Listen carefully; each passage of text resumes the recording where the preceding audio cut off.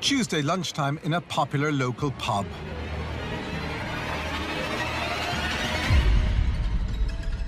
The body of a landlady is found wrapped in a duvet and plastic in the pub freezer. Her partner is missing and sending worrying text messages. Police launch an urgent manhunt spanning several counties. It's a horrifying discovery. The police have a suspect, but he's already in the wind, hundreds of miles away. Can the police follow the evidence and apprehend the gun-wielding killer before he harms himself or others?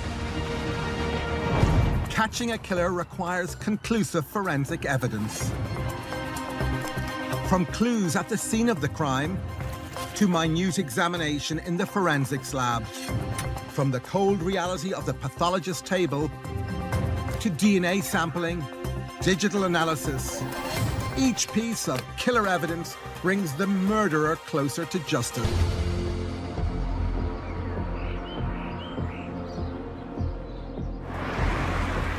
Tuesday, March 23rd, 2010. The quiet Norfolk village of Snettersham. At the Compasses Inn, the popular landlady, Becky Thorpe, has not been seen for 2 weeks. Her partner, Michael Tucker, insists Becky's just gone away on a holiday. Then, 10 days later, Tucker himself disappears and begins sending strange texts to friends and employees. Ominously, one text reads, "Bex is in the freezer."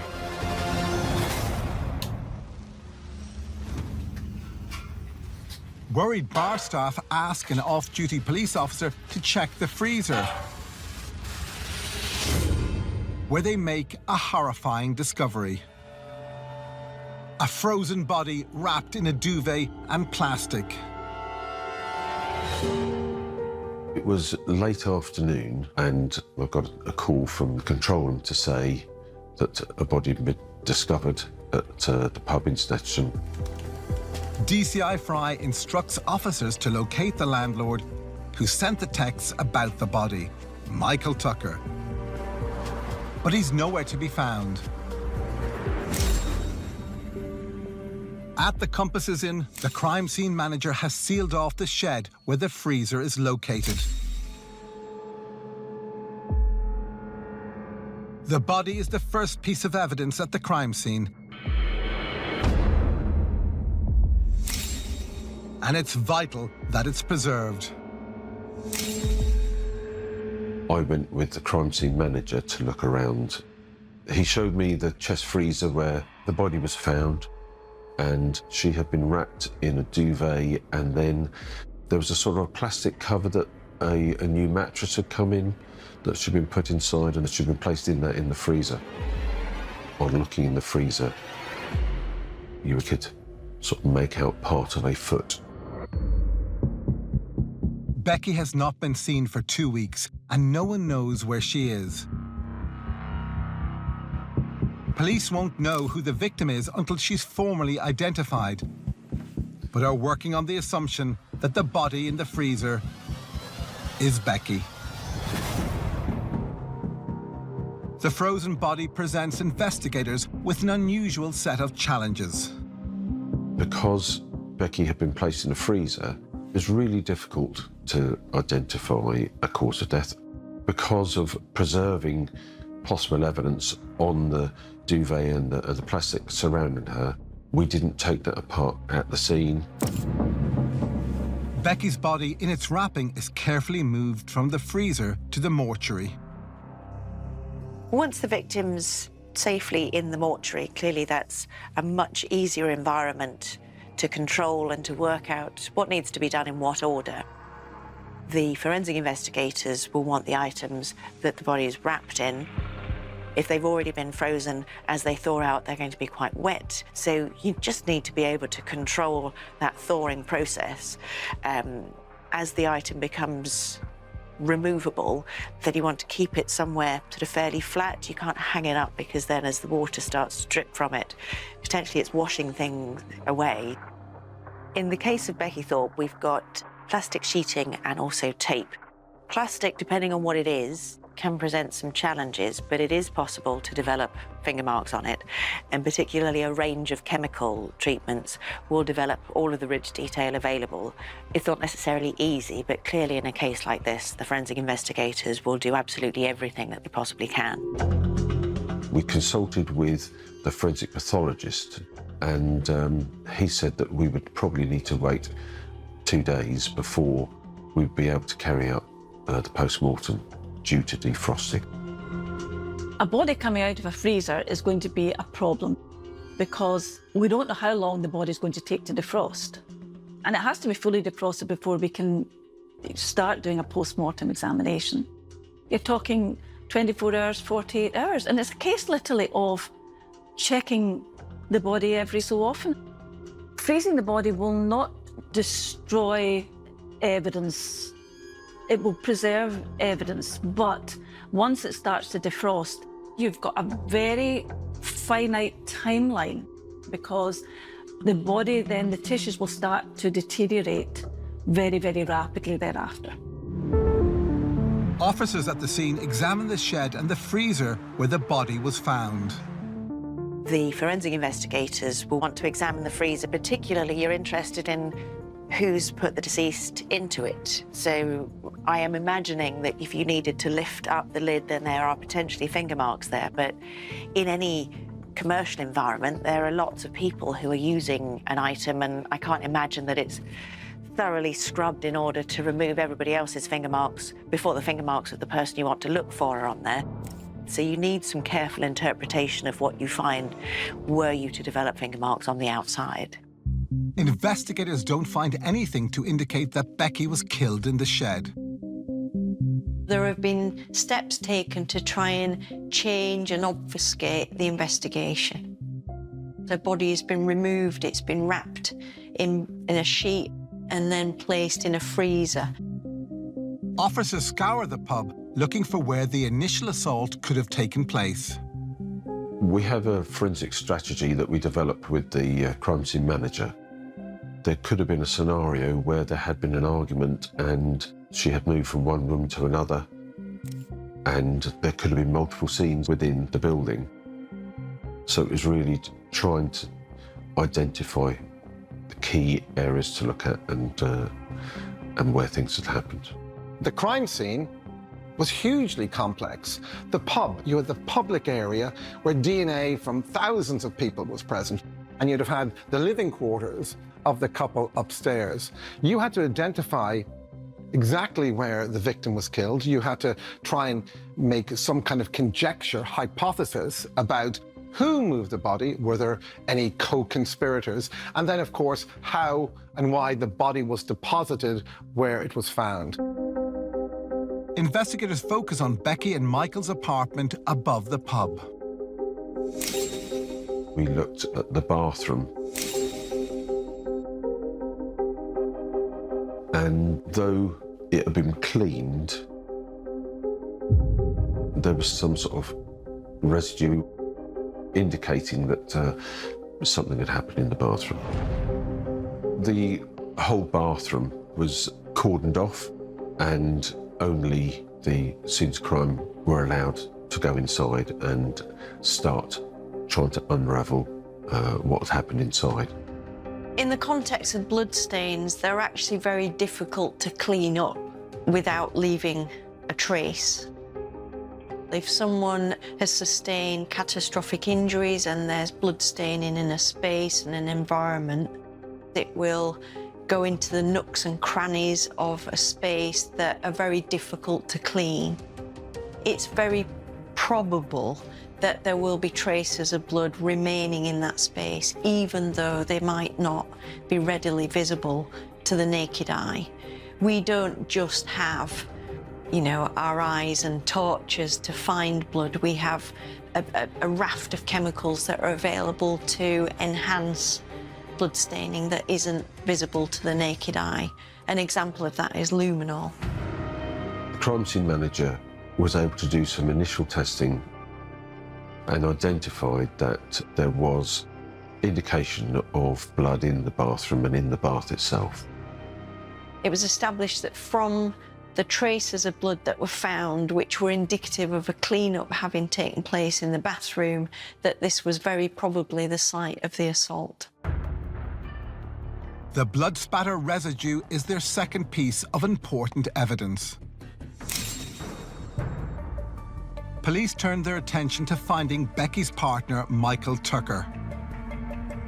His messages revealed that he knew where her body had been hidden.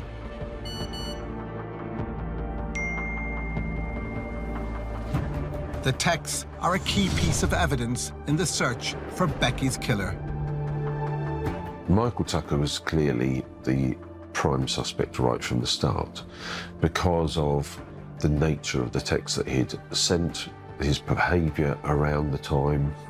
Becky had been missing and he'd been making excuses about her having gone away or being unwell or whatever. His accounts changed and then obviously he then disappeared himself. So right from the outset, he was the prime suspect. Blood spatter points to the bathroom as the likely location for Becky's murder. But until the body thaws, they won't know how she died.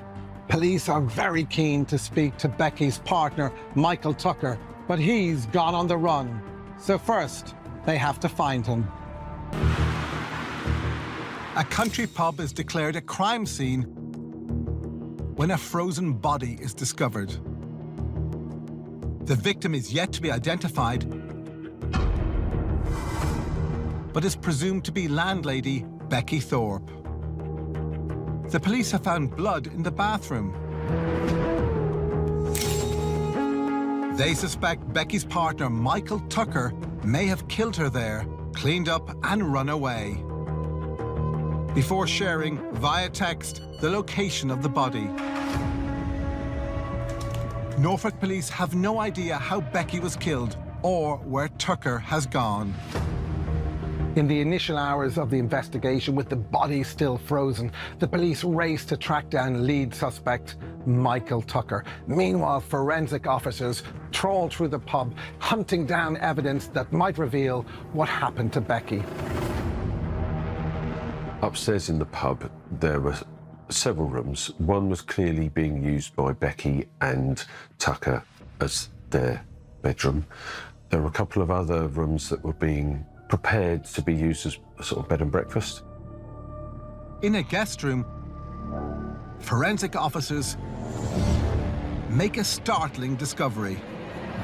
Under a mattress is a shotgun. The shotgun had some tape around it, so the tape was removed and sent off to the forensic laboratory for testing. The shotgun is also sent to a ballistics expert for testing. It's a potential murder weapon. But police can't draw any conclusions about how Becky died until the post-mortem is complete. It's clear that the police have opened a murder investigation, but they're not certain a murder has been actually committed. They have to keep an open mind and consider all possibilities. It may be that she died in an accident. Perhaps she fell. They have no idea how or the circumstances which resulted in her being found in the freezer. All options have to be considered and all possibilities investigated. By the end of the first day, we didn't know where Tucker was. We didn't know what the cause of death was. So we were still trying to piece things together. Clearly, there was a lot to unravel about what had happened. The evidence suggests that foul play was involved.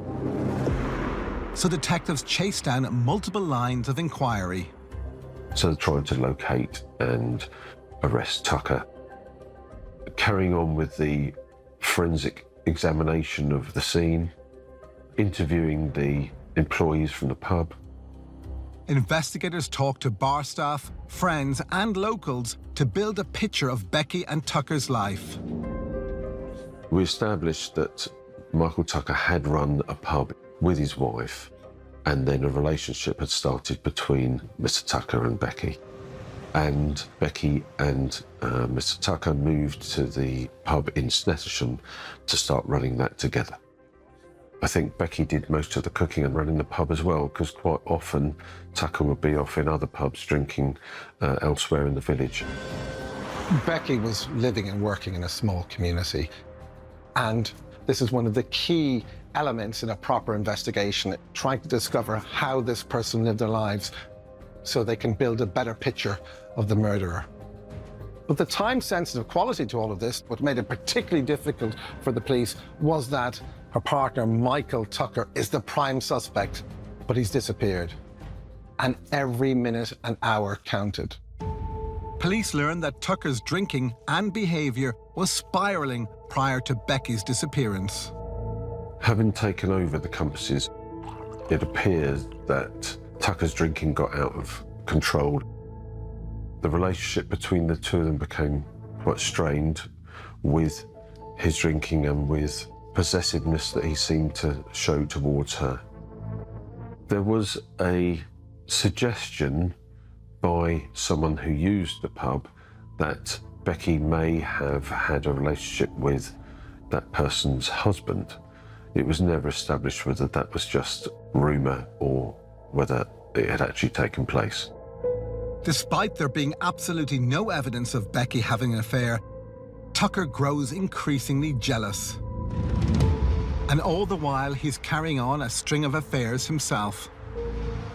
He was engaging in relationships with other women. The fact that Tucker was cheating on Becky leading up to this incident, to me, just further indicates this lack of empathy, love, and respect for Becky. If you have an individual who's naturally quite jealous and possessive, and if they feel the relationship's breaking down, then this can actually lead to violence or even murder. Tucker's tumultuous lifestyle likely put severe strain on his mental health. Tucker had previously threatened to take his life. It's difficult to say whether he actually did intend to take his own life or whether it was some sort of threat that he was using to try and control Becky. I think it's all connected to gaslighting, when the perpetrator tries to convince the victim that their version of reality is incorrect and it's actually the victim's fault. So this is actually quite common in domestic violence. And the other thing that I would say is that threatening suicide is not always the truth. So the perpetrator might not actually be genuinely feeling suicidal, but they know that they can get the victim to behave in a certain way. At the mortuary, the body has been allowed 48 hours to thaw out. It's confirmed to be missing landlady Becky Thorpe. At last, the post-mortem examination can take place. Dr. Ben Swift carried out a post-mortem. He established that death had been due to injury from a firearm with a wound at the back of her head. Shotgun injuries are devastating injuries. And when that hits the body at close range, it literally just explodes. You just look and you go, that's a big hole in the back of the head. This is a shotgun injury. But that's as far as we can take it. To take this to the next level, then we have to bring in the forensic scientists and the ballistics experts. The post-mortem results are significant. Jez Fry and his team now know Becky was killed by a shotgun blast to the back of the head. The injury and the ammunition used is consistent with the .410 shotgun found at the pub. Police have their murder weapon. Now officers hope ballistics can reveal more about the range and angle of the fatal shot. The gun was sent to a ballistics expert who tested the firing of the gun. When a person's shot with a shotgun, there'll be a pattern of pellets coming out of the barrel. From that pattern, we can actually determine not only the muzzle to target distance, but also the angle that the actual shot was fired. And if that pattern is circular, it indicates a direct hit. Whereas if it's elliptical, it'll indicate an angle. Firing.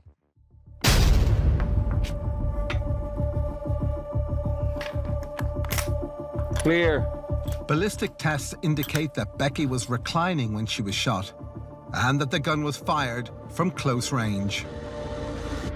The shooting distance would be calculated using the weapon and the same type of ammunition that was fired. And a series of test cards would be made and compared with the actual wound. In this case, it was reported that the shooting distance was no greater than 45 centimetres. The ballistics expert was able to put the shotgun close to her head at the time.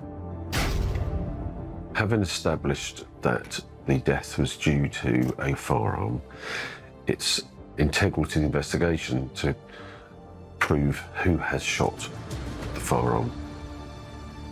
When the gun was found, it was wrapped in tape. The tape is removed and sent to the lab to be dusted for prints. While they wait for results, police step up the hunt for Michael Tucker, who they believe is the shooter. What you're looking for is some sort of footprint that has been left by a person. So it could be the car that's being used being caught on an ANPR camera or within some sort of CCTV somewhere. The police know Becky was murdered. Michael Tucker is now the prime suspect, but he's gone on the run. Officers have to do everything they can to try and build up a profile of who that person is. What are their anchor points? Where are their routes?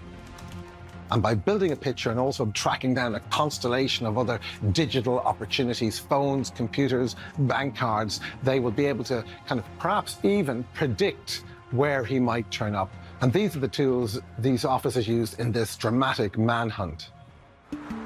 Cell site analysis enables the investigative process to, depending on location, locate within a certain distance that telephone. Your telephone sends out a signal. It will tell the 3 nearest masts where it is. The signal strength will give an indication of the potential distance from that mast to the device. And by triangulating, that will give you the approximate detail of where that device is. Police track Tucker's phone and determine that he's heading for the south coast. I made the decision that we would call his phone and try to engage with him. One of my sergeants was a negotiator and he took the job of calling and speaking to Tucker. A hostage negotiator was used by the police to speak to Tucker on the phone, and we know that there's a number of specific techniques that they would use. So the first one would be empathy with the perpetrator. So they try and make it look as if they have some of the same ideas or beliefs or values. Also, the hostage negotiator will try and convince the individual that they're on their side. So instead of saying, you know, you're a bad person that's done a bad thing, the hostage negotiator's narrative is that, you know, we know that deep down you're a good person and you did something, you just suddenly snapped. It was atypical for you. The police negotiator gets through to Tucker, who claims to be in Kent. However, that didn't match with the telephone information that we were getting, which indicated that he was more in the Hampshire area. And so we knew that he wasn't going to come and hand himself in. We would have to find him. Tucker is trying to throw police off his scent. And we continued to monitor the use of his phone, and the following day it moved to the Isle of Wight. The police are undergoing lifetime cell site analysis. When it comes to cell site, we are very rarely able to literally put it down to the square metre. But the ability to have lifetime cell site analysis was vital. He's contacting police, telling them he's in one location. The lifetime cell site analysis is telling a completely different story. And that enables the investigation to focus their attention on the location where he is. DCI Fry calls Hampshire police and asks for assistance tracking down Tucker on the island. The Hampshire Police have a sort of call-round system with hotels in that area so that hotels can share information amongst themselves if there's anyone that may be making off without paying or a troublesome sort of guest or whatever. And so they use that system to get a description of Tucker out to the hotel owners. The hotel then contacted the inspector to say that they had someone who had booked in that day, who fitted the general description. We then liaised with Hampshire around an arrest strategy. A murder suspect's on the run. This is where police forces are at their best. There's an element of stealth about this. If the suspect gets a whiff that they're close to where he is, he'll bolt, and they're back to square one. Hampshire police rapidly respond to Tucker's suspected location. He was located in a room there, and they arrested him and seized his possessions that he had at the time.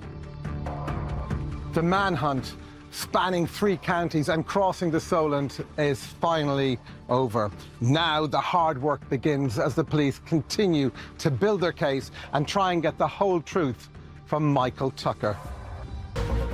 Norfolk police have discovered the body of 29-year-old Becky Thorpe in a pub freezer. On searching the pub, officers find traces of blood in the upstairs bathroom. Becky's boyfriend, landlord Michael Tucker, arouses suspicions by texting about the crime scene. When a shotgun is found at the pub, post-mortem results and ballistic tests reveal it's the murder weapon. And police are sure that Tucker is the shooter. Local police finally arrest Michael Tucker on the Isle of Wight. Now Norfolk detectives have to bring him back for questioning, but they face a race against time. An immediate consideration is the custody time clock. The law states certain time limits around how someone can be held in custody for questioning and that sort of thing. So that gave us 24 hours to get him back to Norfolk. So it's important to then be prepared to have an interview strategy ready to go. Tucker consults a lawyer and agrees to talk to the police. At the start of the interview process, he replied no comment. But as the interviews went on, he did admit to killing Becky, and he admitted that he had shot her. Mr. Tucker was happy to plead to manslaughter, but not to murder. And what we were trying to establish was what was actually going through his mind at the time. There was still a need to tease out the circumstances and to box off potential defences that he may put forward. Conducting a proper interview is crucial in any case, and particularly in a murder case, because you may not know whether they're going to say self-defense or whether it wasn't me, or whether I did do it but I lost my self-control. If someone's got a genuine account to give, then the sooner they say it, the better. Then you can build up a very compelling picture of the forensic evidence surrounding the offence in order to rebut whatever defence is being advanced. Among Tucker's luggage, police find some of his writing. Officers found a letter that he had written, which further sort of indicated his responsibility for Rebecca's death. And in the letter, he said things like, "I can't live with myself," indicating that he intended to commit suicide. The confession letter is important evidence that corroborates Tucker's interview statement. But police must treat his partial confessions with caution. It's clear that he was connected in some way to his partner Becky's death and murder. But what was going through his mind when he wrote this pseudo-suicide confession note? Was he seeking the sympathy of the judge? Was he threatening suicide? Or was this a planned coordinated attempt to perhaps argue in court an insanity defence, because we know a stay in a long-term mental health institution is far more preferable than a stay in a prison. Tucker had a history of alcoholism and mental illness, and I do wonder how relevant those factors were. You have some people who have a mental illness, it might be relatively mild, their symptoms didn't cause the anger or aggression or murder, it's simply incidental. But at the other end of the spectrum, you have people who are very mentally ill. So, for example, they might have a psychotic disorder where they're hearing voices, or they have paranoid delusions. In a very small minority of cases, they might have a psychiatric defense, like not guilty by reason of insanity. Despite Tucker's claims, detectives believe he was competent when he intentionally murdered Becky. At 10 p.m. on the 26th of March, following the conclusion of his interview, police decide they have enough to charge Michael Tucker with murder. We had the result of the post-mortem telling us the cause of death that fitted with his confession. Michael Tucker was charged with the murder of Becky Thorpe. Investigators continue working the evidence to build a strong case for murder. Results come back from the lab on the tape that was wrapped around the gun. Fingerprints on the tape match just two individuals, Becky and Michael Tucker. Becky was shot in the back of the head, so couldn't have pulled the trigger herself. The fingerprints are evidence that Tucker fired the fatal shot. However, Tucker is now claiming he killed Becky by accident. Tucker was trying to assert that he hadn't meant to kill Becky and he was trying to scare her into staying with him. It was important to try to pick apart his behaviour and to unravel what had happened. Detectives look for a way to prove the gun was fired with murderous intent. To prove intent, the police would have to rely upon ballistics. A ballistics expert could prove whether the gun was discharged deliberately or accidentally. Trigger pull weight can be very important, particularly in the case if it's claimed that it was accidental. The trigger pull weight, or the force required to fire a gun, can be measured in order to determine whether it's likely to discharge by accident or not. This is a 410 bolt-action shotgun, similar to the one used. And for the trigger pressure, I use a digital trigger pressure gauge. I then measure the trigger pressure like so. And this one's at 5 pounds, 4.8 ounces. This gun, like the one used to kill Becky, is well within the normal range for trigger pressure. Now, that evidence shows me that the gun is in good working order and it's not prone to accidental discharge. In Becky's case, the ballistics report is a key piece of evidence. Combined with the range that was determined was less than 45 centimetres, and the fact that the trigger pull test showed that the gun was in good working order, would really indicate that it was a deliberate shooting in that the gun was pointed directly at her and the trigger was pulled. With confirmation of an intentional shot to a prone victim, the forensics team revisit the bathroom and focus on the bathtub. I believed that something had happened in the bathroom, and that was all sort of unpicked by the crime scene manager and his team. Traces of blood were initially found on the tiles.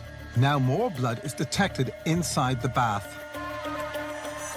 We were able to establish that there was a sort of a tide mark, so it looked as if the murder had occurred in the bath and that she had remained in the bath for a couple of days before he moved her to the freezer. If you lose a significant amount of blood in a bath that is full of water, then naturally the whole of the water that's present will become blood-stained. And if you then drain the bath by taking the plug out of the plug hole, then that water level will obviously drain down. But as it's doing so, it's leaving a trace of blood, diluted blood potentially, on the sides of the bath. So as with anything, it can potentially leave a tide mark. So we're able to examine that bath with high intensity lights, using luminol potentially, to understand where the blood level was originally and how it's drained from that space. The bloody tide mark gives investigators further insight into what happened the night of the shooting. We later established that Becky had actually been killed whilst lying in the bath, facing away from the door. With someone who is laying in the bath, she could offer him no threat at all. And so it means that he wasn't reacting to a threat, that his action would be more premeditated. What feels sadly typical for me is the fact that jealousy was a driving factor. To me, it feels like this was in the context of him just being in this jealous rage. So unfortunately, we see that very commonly in situations where there's murder within a romantic relationship. And in terms of Tucker denying wanting to kill, I mean, of course, it is very common for a perpetrator to try and either deny or minimize their actions during trial for obvious reasons, because they're hoping to receive a more lenient sentence. The evidence in Michael Tucker's own words clearly show he had a hand in Becky's death. The police determined it was a vicious and calculated murder. But can the Crown Prosecution Service prove it in court? Or might Michael Tucker walk away with a lesser conviction?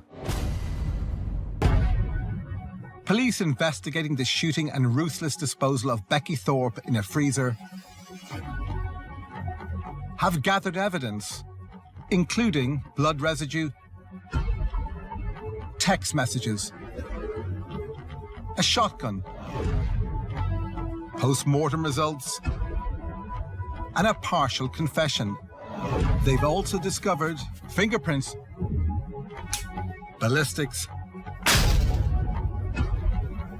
and tide marks in a bathtub. It all points to Michael Tucker intentionally killing Becky. But a murder conviction is still far from certain. Although Norfolk detectives have amassed a mountain of evidence against Michael Tucker, he still won't admit to murder. To bolster their case, they seek to understand what could have motivated him to kill. Tucker was trying to say that he was besotted with Becky and that he had either hadn't intended to kill her or that he wasn't thinking clearly at the time that the shotgun was fired.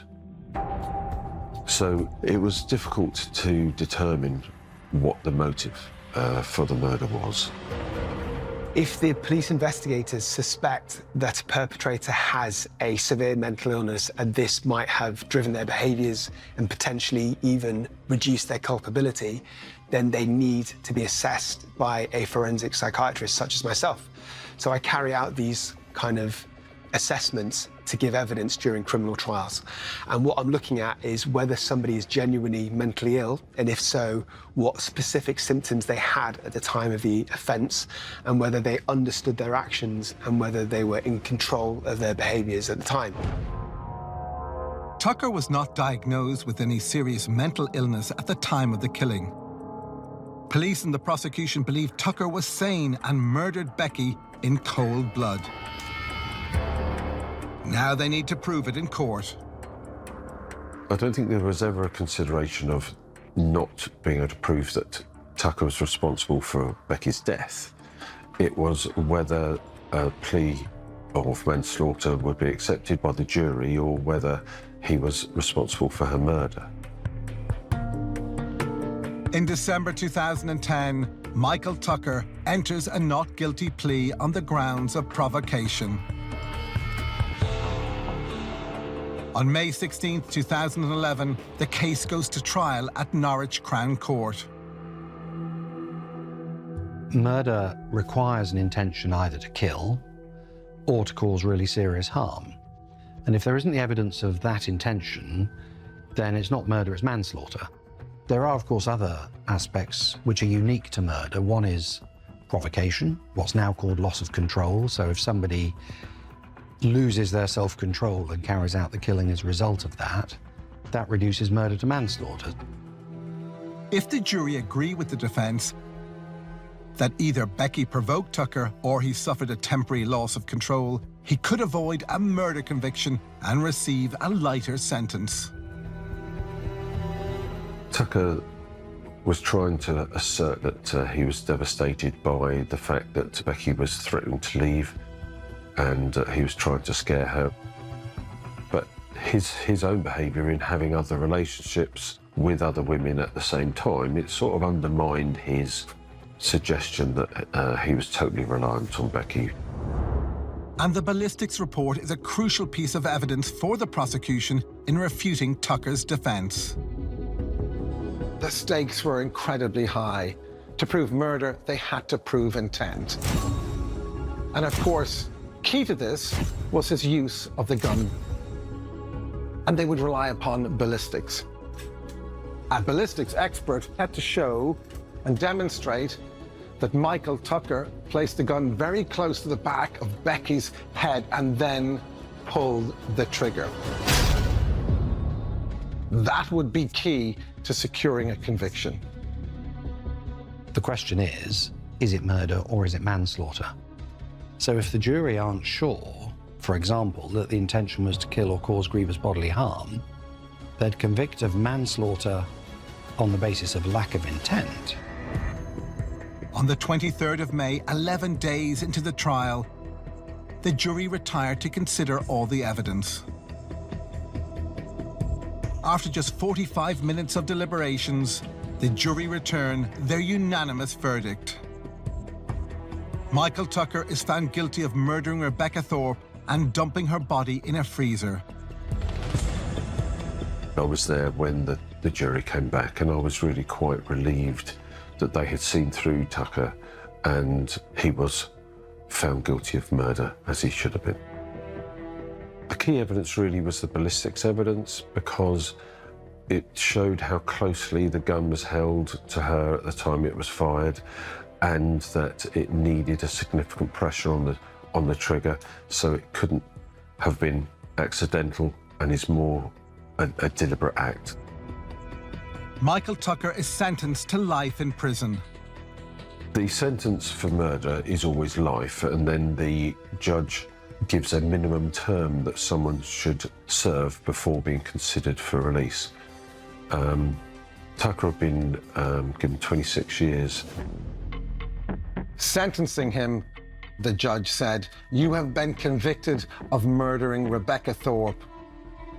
She was lying in a bath with her back to you. You got a shotgun which was nearby. You fired it at the back of her head. The end of the barrel was no more than 2.5 feet away from her when you pulled the trigger," he said. The jury's verdict meant they were sure that you meant at least to cause Becky real and serious harm. But he said, since you intentionally shot her in the head at close range, in my view, the only proper inference is that you meant to kill her. He said witnesses had described Miss Thorpe as a kind and bubbly person. He said, your act cut short that life. Her death has been a tragedy for her family and friends. Right from the outset, it was clear that Tucker was not telling us the truth. Michael Tucker presented the image of an affable local landlord. Experts can only speculate as to what made him snap and kill Becky. Interestingly, in this case, I think Tucker tried to get psychiatric defense, but his defense team couldn't prove it. It wasn't upheld in court. So to me, this indicates that any mental illness or mental health problems he had did not affect his culpability. He was in control of his actions. Some of the characteristics that Tucker displayed, such as a huge lack of empathy, this impulsiveness, and not caring about the rights of other people, are in keeping with an antisocial personality disorder. A mental illness is a change in your baseline state. However, a personality disorder is much more ingrained. It's intrinsic to you. Now, we know that he was never formally diagnosed with this, but he still could have potentially had some of the traits.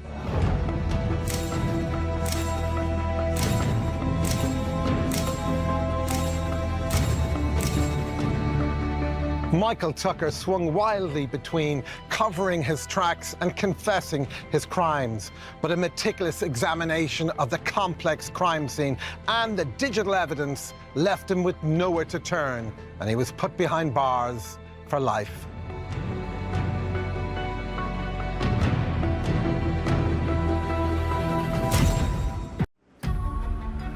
On April 29, 2019, a young man disappears without warning. He was well respected, well liked, and had a wonderful network of friends. So he had all his life to live for. We weren't looking at an 18-year-old lad who just stayed out too late. There was something more to this. A rural community rocked by a gruesome murder. The superintendent rang me and said, "We've found a body." They were unable to actually identify not just who it was, but whether it was male or female. He had over 146 different injuries to his body. In my career, I can only think of a couple of cases where I've seen injuries that come anywhere close to that. A race against time to catch the killer. Was he going to do it again? They could have been looking at a serial killer here. I need to protect the public from this monster. It seems like a real contradiction to have such a gruesome, awful scene in such a beautiful, picturesque location.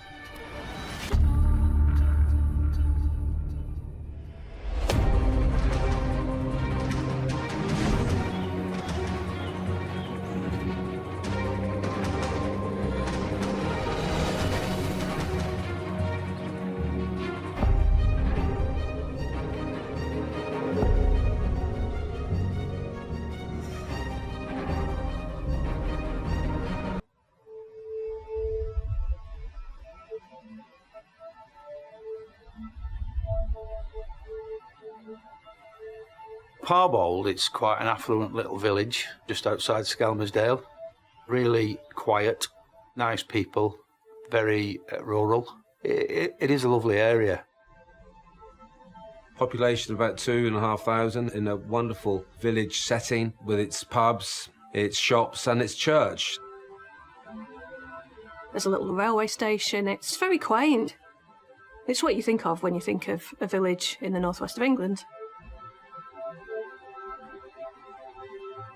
There's a really low crime rate in that area. I mean, you get the occasional bit that's flown over from the bigger cities because it's between Manchester and Liverpool, but really it's quiet. People like it for that reason. You don't expect any issues, any trouble, let alone a murder to happen. It's that one place that you would always see on the television when locals were interviewed and they'd say, well, we'd never expect that to happen around here. But on April 29, 2019, a young man went missing under unusual circumstances. The first I heard about this case was when the police put out a missing persons appeal. It seemed a little bit odd because quite often when 18-year-olds don't go home, they don't reach the point of media attention because 18-year-olds, you know, it's not that unusual for them to stay out overnight or whatever. But we heard about this case, this appeal for Alex, and you just get a feeling about things. The missing person was 18-year-old Alex Davies from the nearby town of Skelmersdale. Alex worked in Home Bargains and he was doing really well there, and he just recently got promoted. He had a really good social life. He had a lot of close friends, and growing up for Alex wasn't easy. He stood out. He realised at an early age he was gay, but of course when you're very young, the word that comes to mind is different. I was different in some way, where all it was his sexuality. Children can be cruel and they can pick out when children are different in some way. Now, for Alex, he liked to do train spotting. He would often go with his friend looking at trains. He liked ABBA, and he was open about the fact he was gay. The sort of things that children can focus in on, and he was picked on for standing out. Alex, however, had done really well for himself. He'd showed resilience, he'd got through that time in his life, he was openly gay as an adult, he was working hard and doing really well. Alex was so comfortable in his own skin that he really didn't care if people liked him or not. He was just going to be himself and people could think what they liked. Very friendly. He would approach people. Often, you know, it was said by some of his friends, he didn't have filters. You know, if he liked somebody, he would go and ask them for it on a date, you know. Carefree, life-loving lad. Alex had a great group of friends. They described him as lively and happy, and he would see them really often. Like many boys of his age, Alex was into cars, so he liked to drive around late at night out listening to music. He was even known to pull the odd donut. He'd pick his friends up, he'd drop them off at home, if they were on the same shift, or, you know, he'd go and pick them up and they'd have some music on, they'd be singing and joking and just having a fun time of it. He was really there for people, and when you hear people talking about what Alex was like as a person, that really comes through, that he was there for people. Everybody said that he was one of the nicest guys that you could ever meet. He was well respected, well liked, and had a wonderful network of friends. So he had all his life to live for.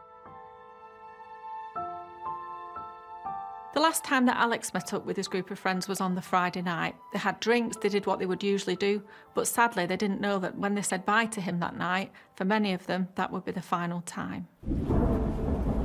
On Monday, 29th of April 2019, Alex's mother, Beverly, returned home from work to find that Alex had not come home. The kind of relationship that Alex had with his mum, they were really close, and it would have been really unusual for him not to be in contact with her.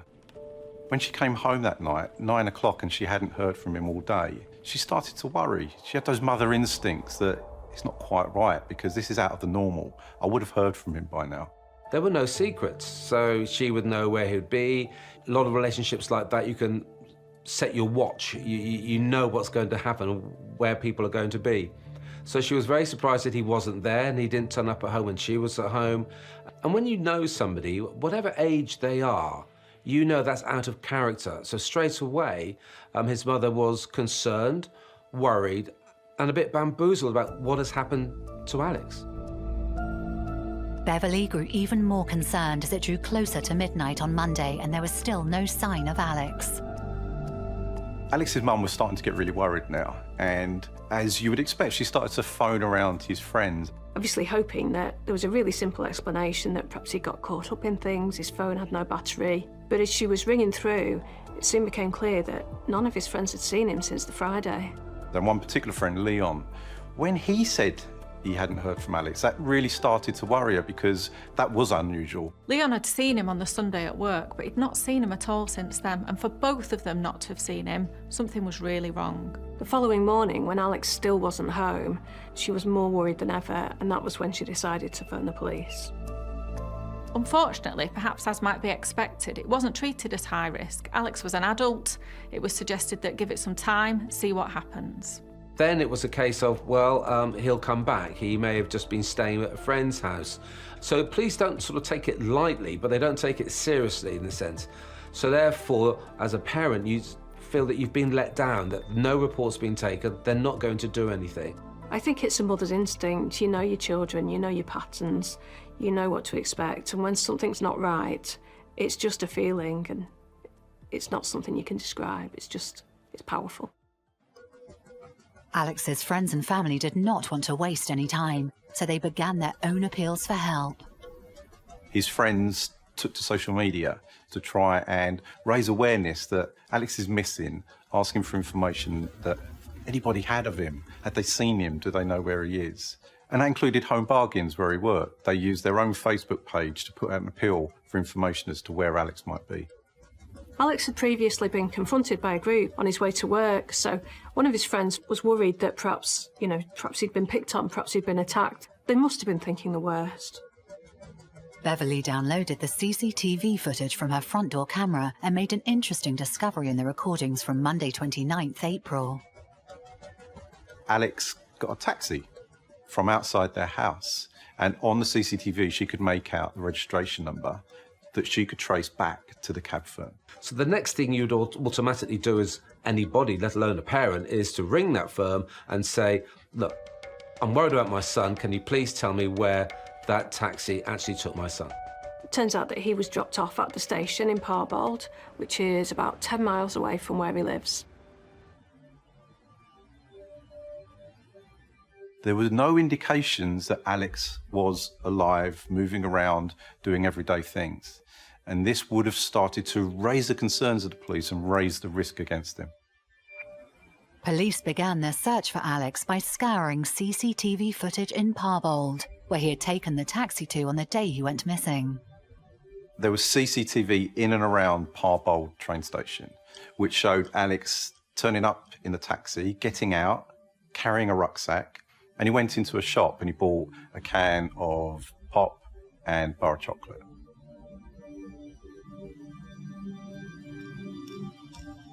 They were able to track Alex's route using different CCTV cameras that were available, but only to a certain point. Because this was now a rural area, the camera footage stopped, the coverage stopped. So some distance away from Parbold station, they knew that Alex was walking towards a more rural area. From that point on, the trail went cold. There seemed to be no more evidence of Alex in the area. The police and family members had reached a dead end in their search for Alex. And as the days went on, it became more and more concerning, really, that, you know, we weren't looking at an 18-year-old lad who'd just stayed out too late and not gone home when he was expected. There was something more to this. But everything changed when the inevitable call came on the evening of May 1st. I'd finished work, gone home, doing my thing at home, just sat down watching the telly, and the superintendent rang me and said, are you aware there's a job at Parbold? And I said, I'm not. What is it? And he said, we've found a body.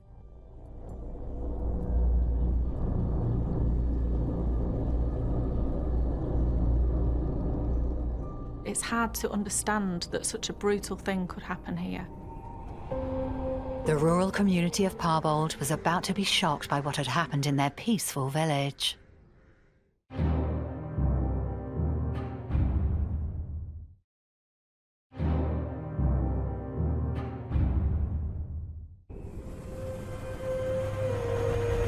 April 29th, 2019. 18-year-old Alex Davies from Skelmersdale, Lancashire, has disappeared, raising concerns among his family and friends. He was last sighted on CCTV in the village of Parbold before vanishing without a trace. But a grim discovery is made on May 1st. A body has been found in some nearby woods. I took responsibility for the investigation on the Thursday morning.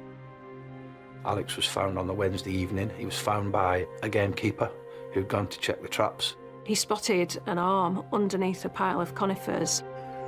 It was quite clear that there'd been a lot of violence. The body has been so badly mutilated, they were unable to actually identify not just who it was, but whether it was male or female. So at that point, I said to my deputy, D.I. Muller, can you open your computer and see what missing from homes we've got locally? He said, they've got a missing from home from Skelmersdale, and he brought up a picture of Alex. I said, let's have a look at him. And I was looking at a picture of Alex, and I'm looking at the body in front of me, and I'm thinking, they don't look the same. For the family, of course, it's terrible that a body's been found, but there was still that grain of hope that maybe it wasn't Alex, that maybe Alex was still out there somewhere. His mother must have just been so distressed. On the one hand, she's hoping it's not Alex, but on the other hand, she wants to know what's happened to Alex. Beverly's worst nightmare becomes a reality when the identification of the body is confirmed. We had a search team, and suddenly I heard a cry of find from one of the search officers, and they all stopped. It was almost military in precision, really. They just stopped searching, and the police then took over, and they found what you would call the contents of a wallet, so library card, train card, other cards, bank cards, etc., etc. And they were in the name of Alex Davies. Alex had a little tiny birthmark on his cheek, really just like a little beauty spot, if you will. And in his photograph, he was wearing a silver chain. So I examined the body in front of me and I thought I could just see a little beauty spot, and the body did have a silver chain on. So at that point, I made the call. I want someone to go around to his mum, who's reported him missing. Tell her, I think we've found him. It must have been terrible for his mum to know, firstly, that her son had died, that he'd been murdered, and that he was in such a state that they needed to identify him through jewellery. And that moment when they showed her that jewellery, I can't imagine the feeling that must have been in her stomach and in her heart. It's not just losing a son, it's losing a son in such horrific circumstances. Alex had multiple stab wounds. As well as the stab wounds, Alex had injuries to his face, he had a broken nose. It looked like he'd been badly beaten as well as being stabbed. When I started to look at Alex, I noticed that he had mud up his nostrils and in his mouth. It looked like he'd been dragged face down, and that was awful. And I saw this flat area of land. I started to sort of just assess it as a crime scene. Is that relevant? Very quickly established the grass was flat and there were lots of bluebells. It was May, lots of bluebells. They'll always stick in my mind. And a lot of them were flattened, which said to me, a lot of activity has happened in that area. So is that where something's happened? And is that where it started and this where Alex was? Is this where it's ended? So I started to hypothesise what might have happened. The post-mortem revealed the horrific nature of Alex's death. He was stabbed 128 times.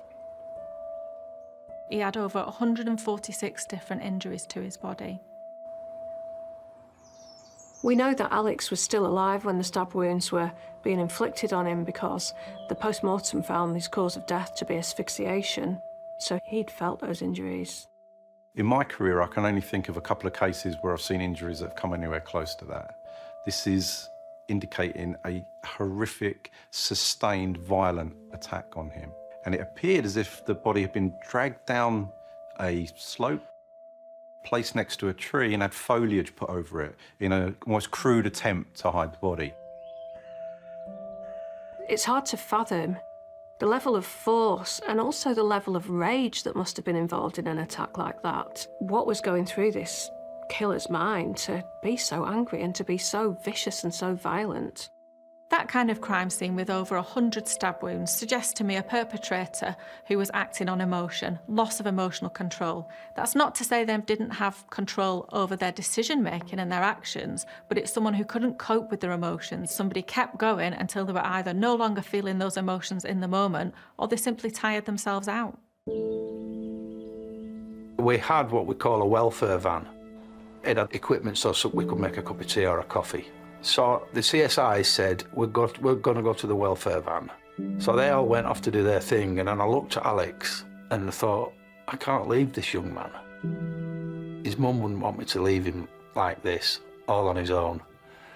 And I don't really know what the catalyst for that was, but I just couldn't leave him. So I just stood at the side of him, quietly. But during that time, I was thinking, look at the injuries that this young man's suffered. And I was trying to imagine who would have done it. Who would have been responsible? What kind of person could have been responsible for that kind of horrific attack? It seems like a real contradiction to have such a gruesome, awful scene, such a horrible crime in such a beautiful, picturesque location. It's night and day.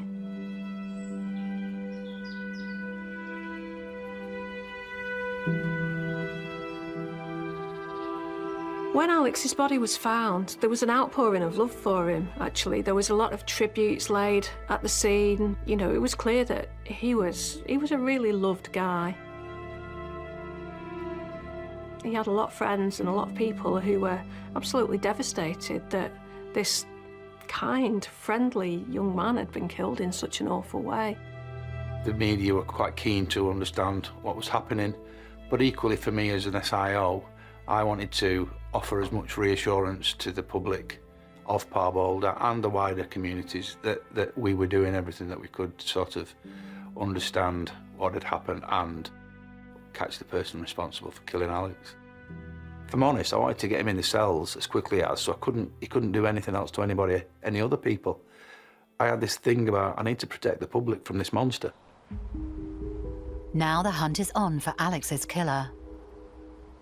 Despite the difficulties of a rural crime scene, severe weather, wind, rain, not to mention animals being present around the crime scene too, the police found a crucial piece of evidence. In the ground was a small knife that had been pushed into the dirt just with the handle sticking up. And that became really important because when we had that forensically examined, it had Alex's blood on it.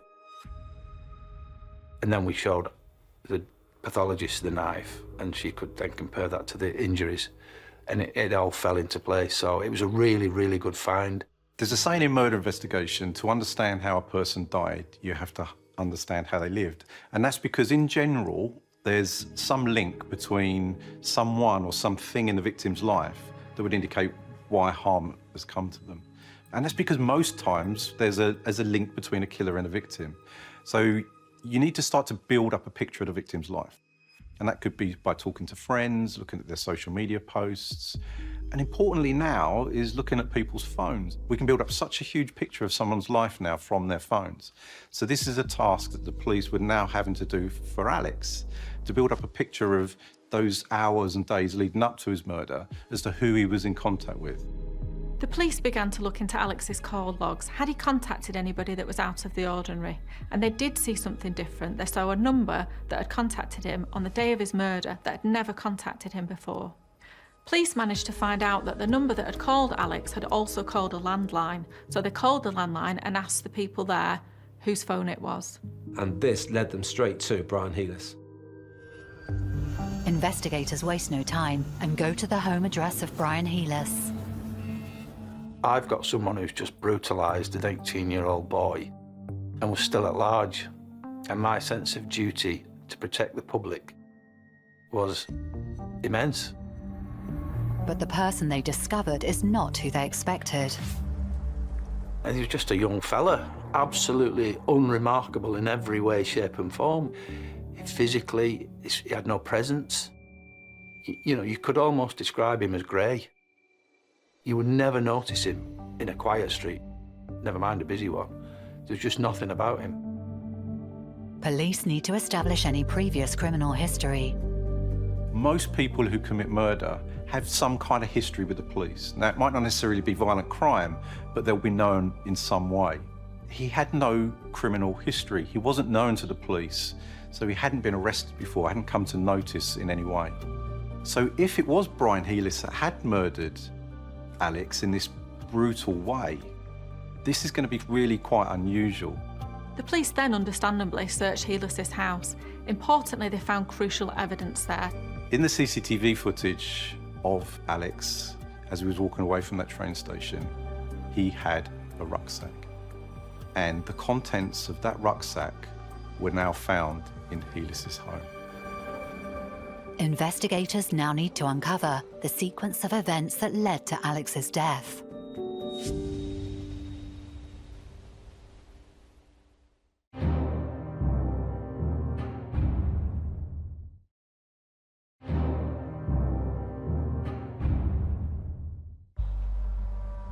On 29th April 2019, 18-year-old Alex Davies from Skelmersdale disappeared without a trace in a rural part of Lancashire. His mutilated body was discovered in a wooded area of Parbold Hill a few days later. Investigators have been led to the home of 18-year-old Brian Heelis, who they learned had called Alex on the day he went missing.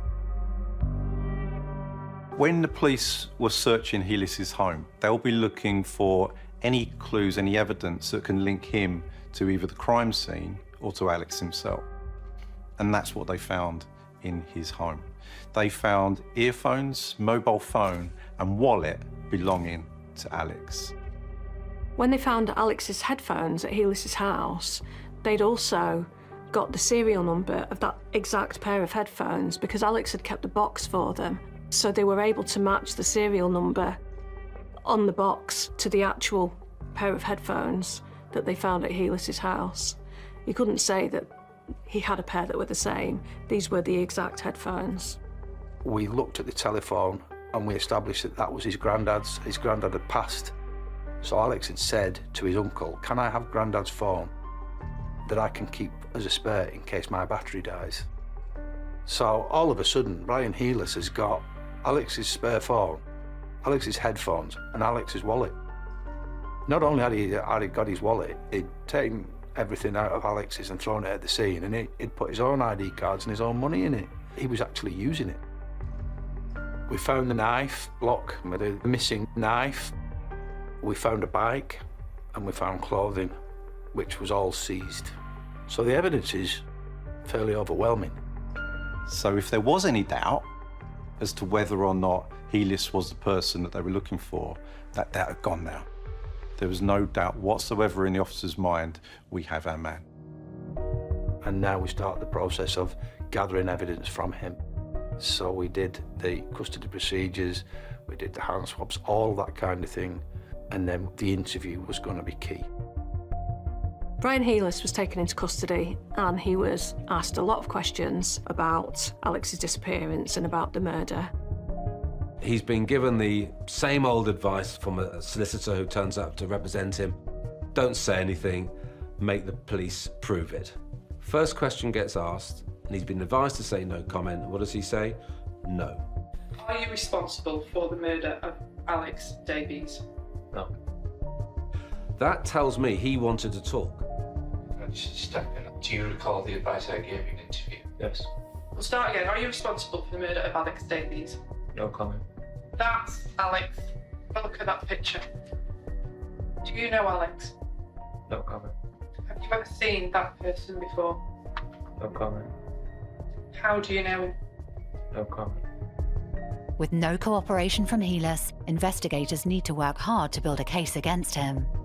It might be easy to think that once somebody's been arrested and there's some evidence available, that it's really easy for the police to prove that they committed the offence. But that's far from the case. They have to prove this beyond reasonable doubt.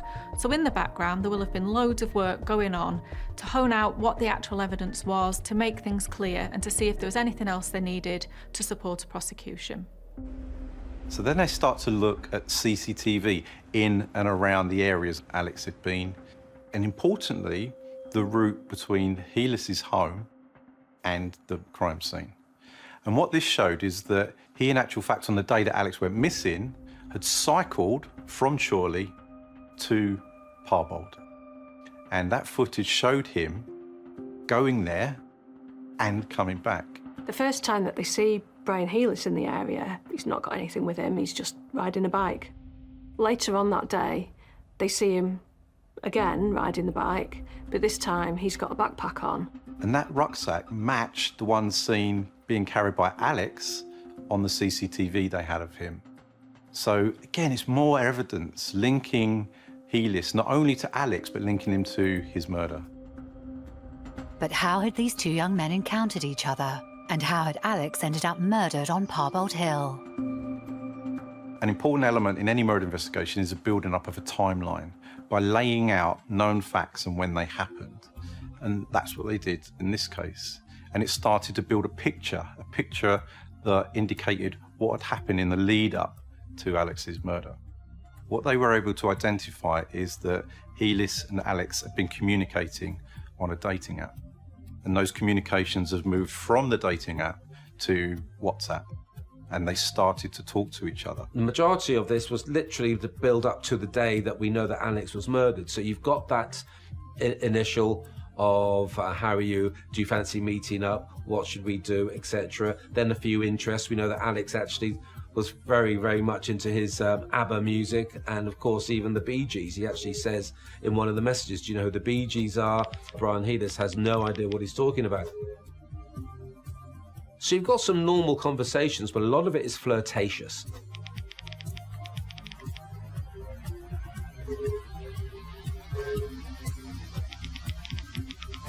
What became clear is that Heelis was pushing for a meet, pushing to meet Alex, and he was being what I would describe as manipulative.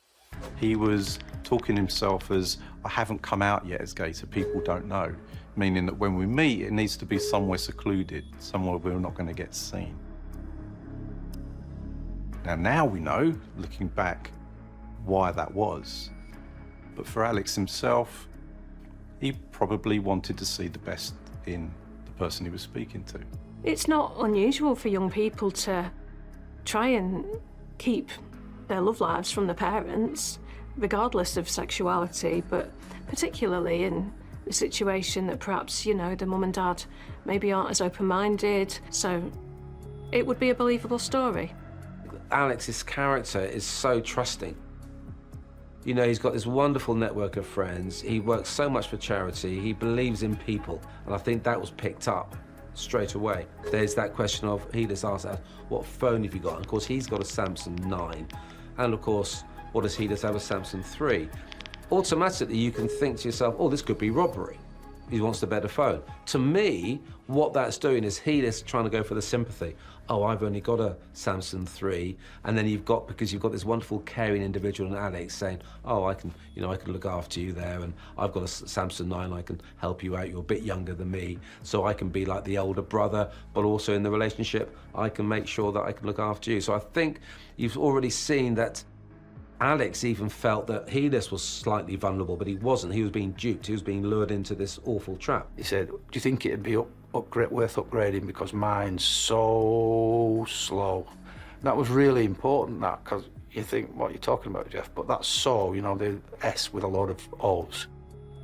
I thought that's unusual. Anyway, when we then do the research on Brian Helis's computer, we see him, after he's had that conversation with Alex, he's researching on eBay how much you can sell Galaxy S9 for and how to reset a Samsung Galaxy S9, how to avoid being tracked.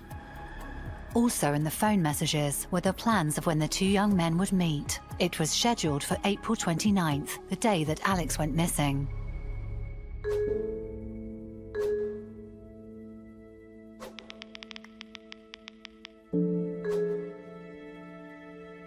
And now you start to see the build-up and the arrangements for meeting. Who is in control of this? They've both decided that there will be a meet, but of course what's very interesting here is that you've got Brian Helis, who's actually turned around and said, I've got a location.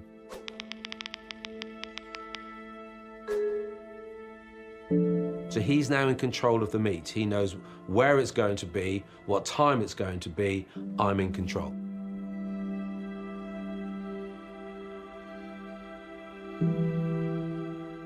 Alex must have been excited, looking forward to a nice day out, going on a date, going to meet this new guy who seemed fun and flirty.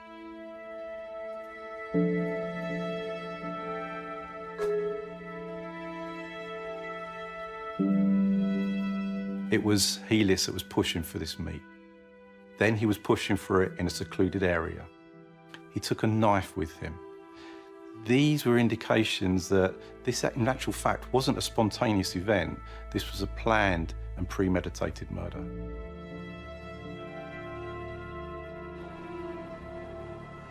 Alex must have been terrified. He'd set out that morning, looking forward to a nice day out, and when it turned so badly and so violent, he must have been terrified. It was exactly what he wasn't expecting that day.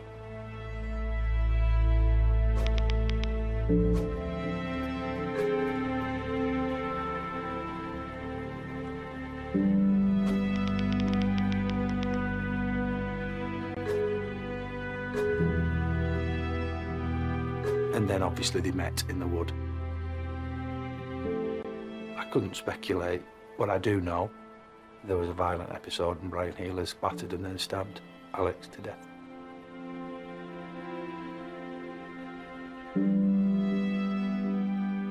When we found Alex, he has multiple injuries.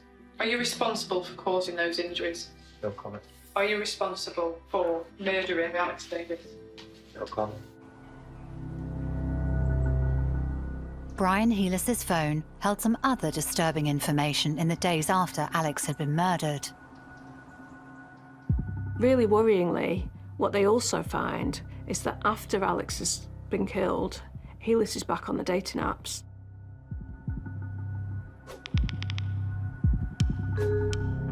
He was speaking to multiple other young men. He was trying to arrange meetups. Was he going to do it again? There's every chance that they could have been looking at a serial killer here.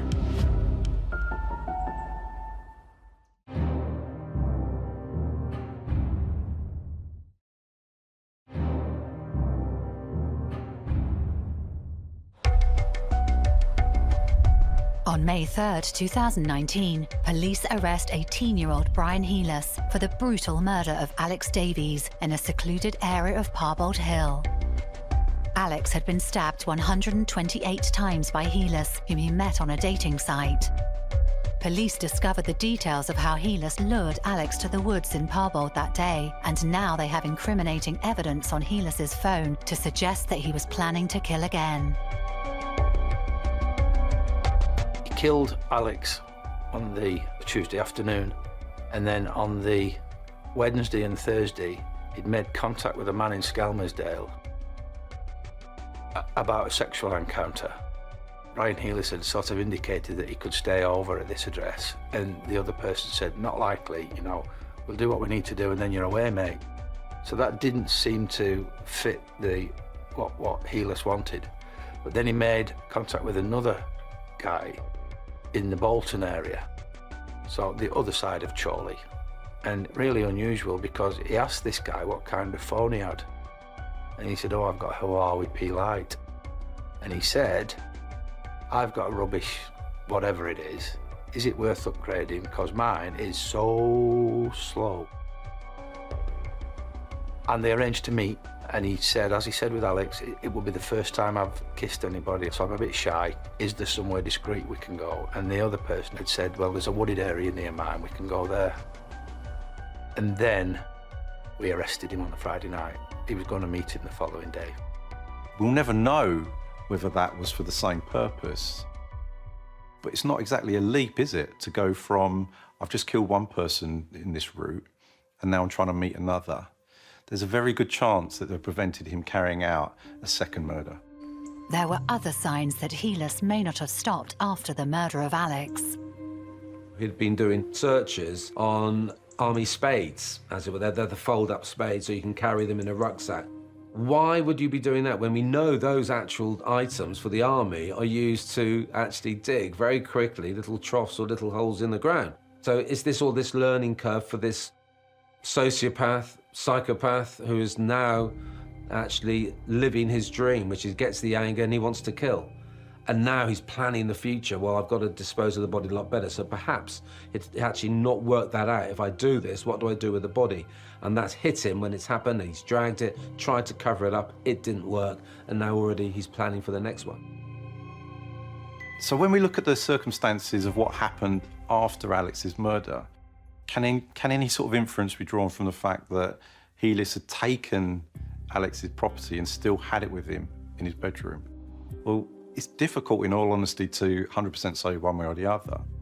But what he would have been able to do, he had the opportunity to do, is to throw away that property, to dump it on his route home, put it in a bin, throw it in a bush. He didn't do that, he took it home. Why would he do that? Well, one of two reasons, really. One, it's a shiny object I want to keep. It's a phone, it's got value.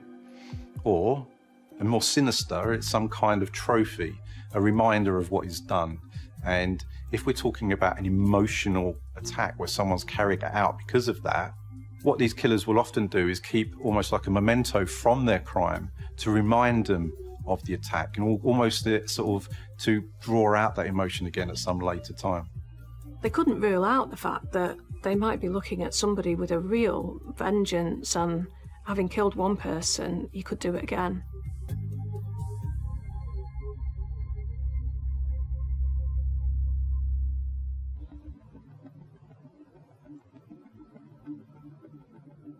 The trial for the murder of Alex Davies is held at Preston Crown Court in March 2020.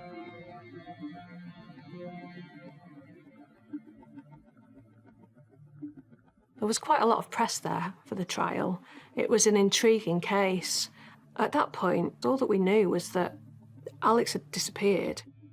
His body had been found on Parball Hill and the boy had been arrested.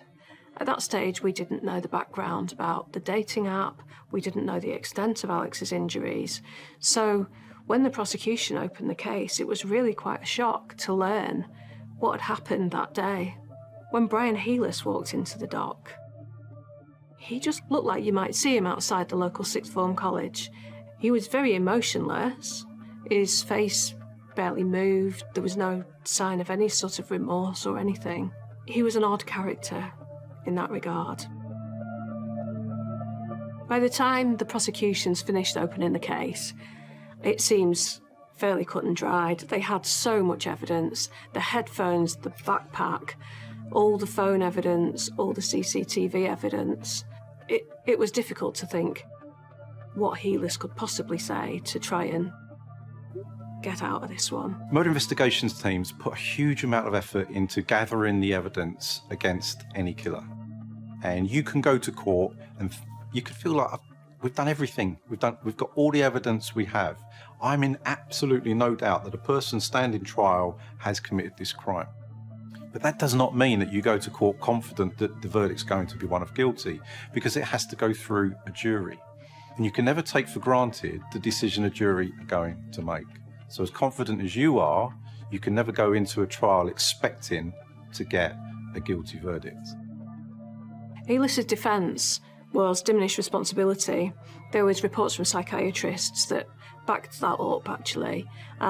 He had been diagnosed with paranoid schizophrenia, and his defence was that he'd committed this offence while suffering with that condition.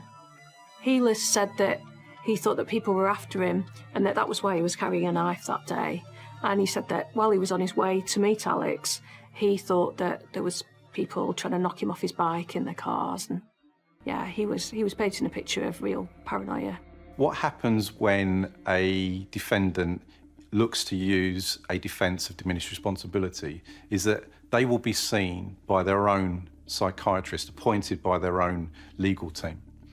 And they will assess them as to whether or not that defence, partial defence of diminished responsibility, is open to them. And that's what happened in this case. And this psychiatrist said, yes, in my opinion, Heelis has a defence of diminished responsibility because he was suffering from paranoid schizophrenia.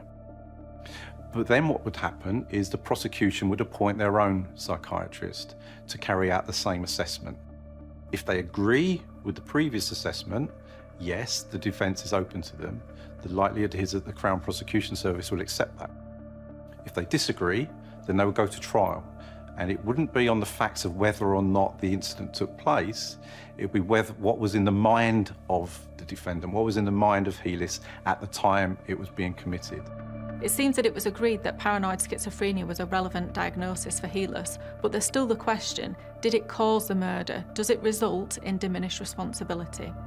You've got the days beforehand of the chat. You've got the whole thing that's been planned to meet an individual. So he knows he's going to meet an individual and he takes a knife with him and then immediately goes into the anger and attacks Alex. This is your classic premeditation. The fact that he's planned everything to meet Alex in a secluded spot, even controls the location and kills Alex. So it's not spontaneous, where they've had a relationship, something's broken down and he's picked up a weapon and used it, and then what do I do? He's actually, and diminished responsibilities would mean he's got no idea what he's doing. Well, just look at the chat logs, look at the control he's doing. So without a doubt, he has thought out the whole thing here. After the trial had concluded and the judge had made his comment, sent the jury out, we were waiting. Despite having complex issues like a defence of diminished responsibility to navigate, the jury took only an hour to decide.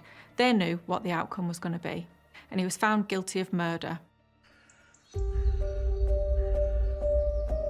In the UK, there's only one sentence for murder, and that is one of life imprisonment. But in the UK, life doesn't always and rarely means life. A judge will set a minimum tariff, meaning the defendant will have to serve this amount of prison time before they can apply for parole. In this instance, the judge passed a sentence of a minimum of 24 years, meaning it would be that long before Helis could apply for parole. But Brian Helis is yet to see the inside of a prison.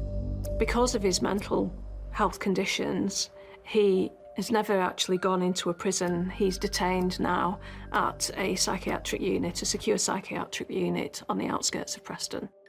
I think for Alex's family, it's got to be hard to know that the young man that killed Alex has never been inside a prison cell. They feel that there's a lack of justice there, that for everything that he did, he's never really paid the price. I'm in no doubt Helis is, and probably always will be, a dangerous individual. To go from no offending history to an attack of this ferocity really suggests someone, and I don't use this word lightly, is evil. 24 years would mean he'll be roughly in his early 40s before he could be released. So still a relatively young person, young enough to start his own family, to start a life, something that Alex will never have. Loads of people use dating websites perfectly safely, but the difficulty with that is we can be lulled into a false sense of security. We need to remember that we're messaging someone who you've no idea in reality who they are, what they like. They might be telling you one thing, but the truth is something else completely. Bev, Alex's mother, said, well, yes, she was aware that her son was using them, even to the extent that they had the conversation that his mother was aware of some horrendous cases involving some online sexual predators who had gone on to murder. Alex said, that's okay, that will never happen to me. Online dating's the world that we live in now, isn't it? That's how people meet. You know, I think certainly a high number of relationships start online these days. I think there's always advice out there.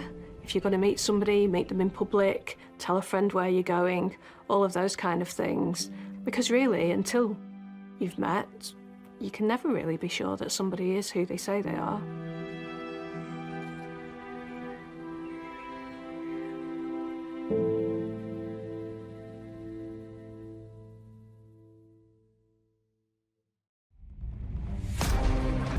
A man is found dead in a ditch, stabbed and dressed in women's clothes. 2 others are found nearby. Over the course of just 10 days, 2 more fall victim to random knife attacks.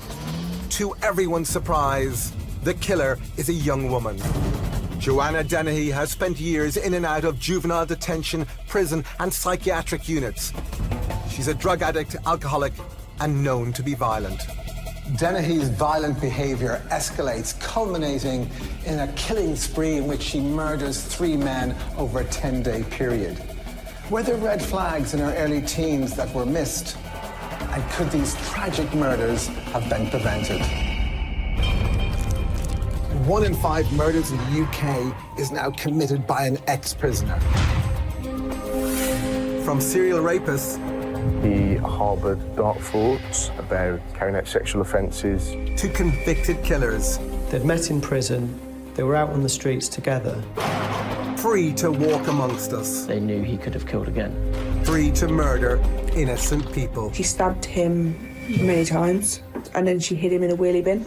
I'm Donald McIntyre, and I'm examining how such tragedies happen. Who's to blame? Is it the justice system? Or are these killers just pure evil? She gained pleasure from hurting people. And ultimately, could an innocent life have been saved? This is Release to Kill.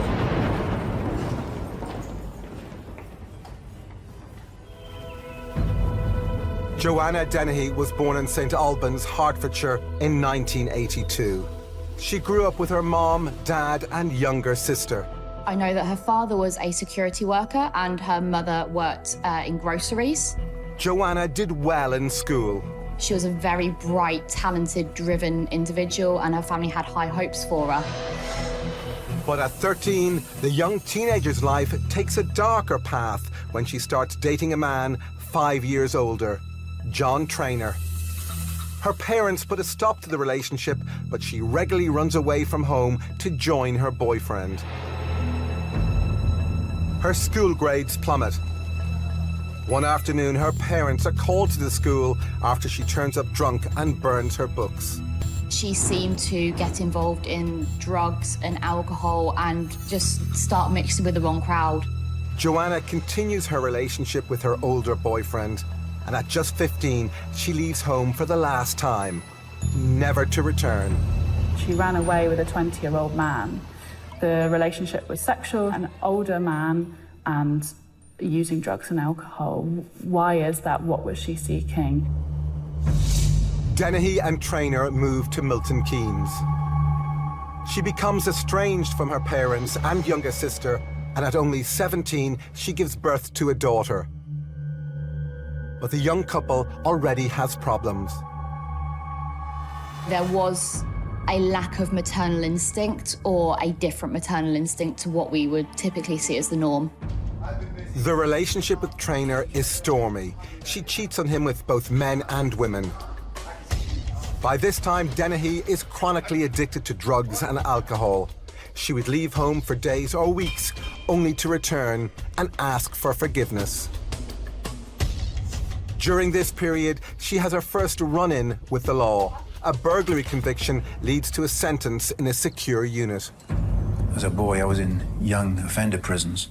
There's a lot of bravado about being a prolific criminal or a serious criminal even. And I mean, that's one of the sad things about our young prisoner system, is that they're like gladiator schools, and it's about who's the toughest, who's the hardest. They're very difficult places.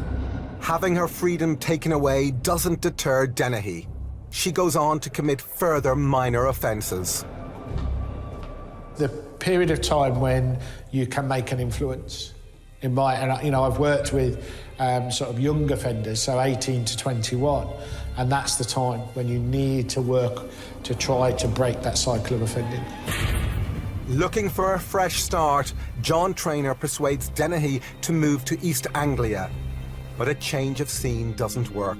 With her growing addiction to drink and drugs, her behaviour continues to deteriorate, and John eventually leaves.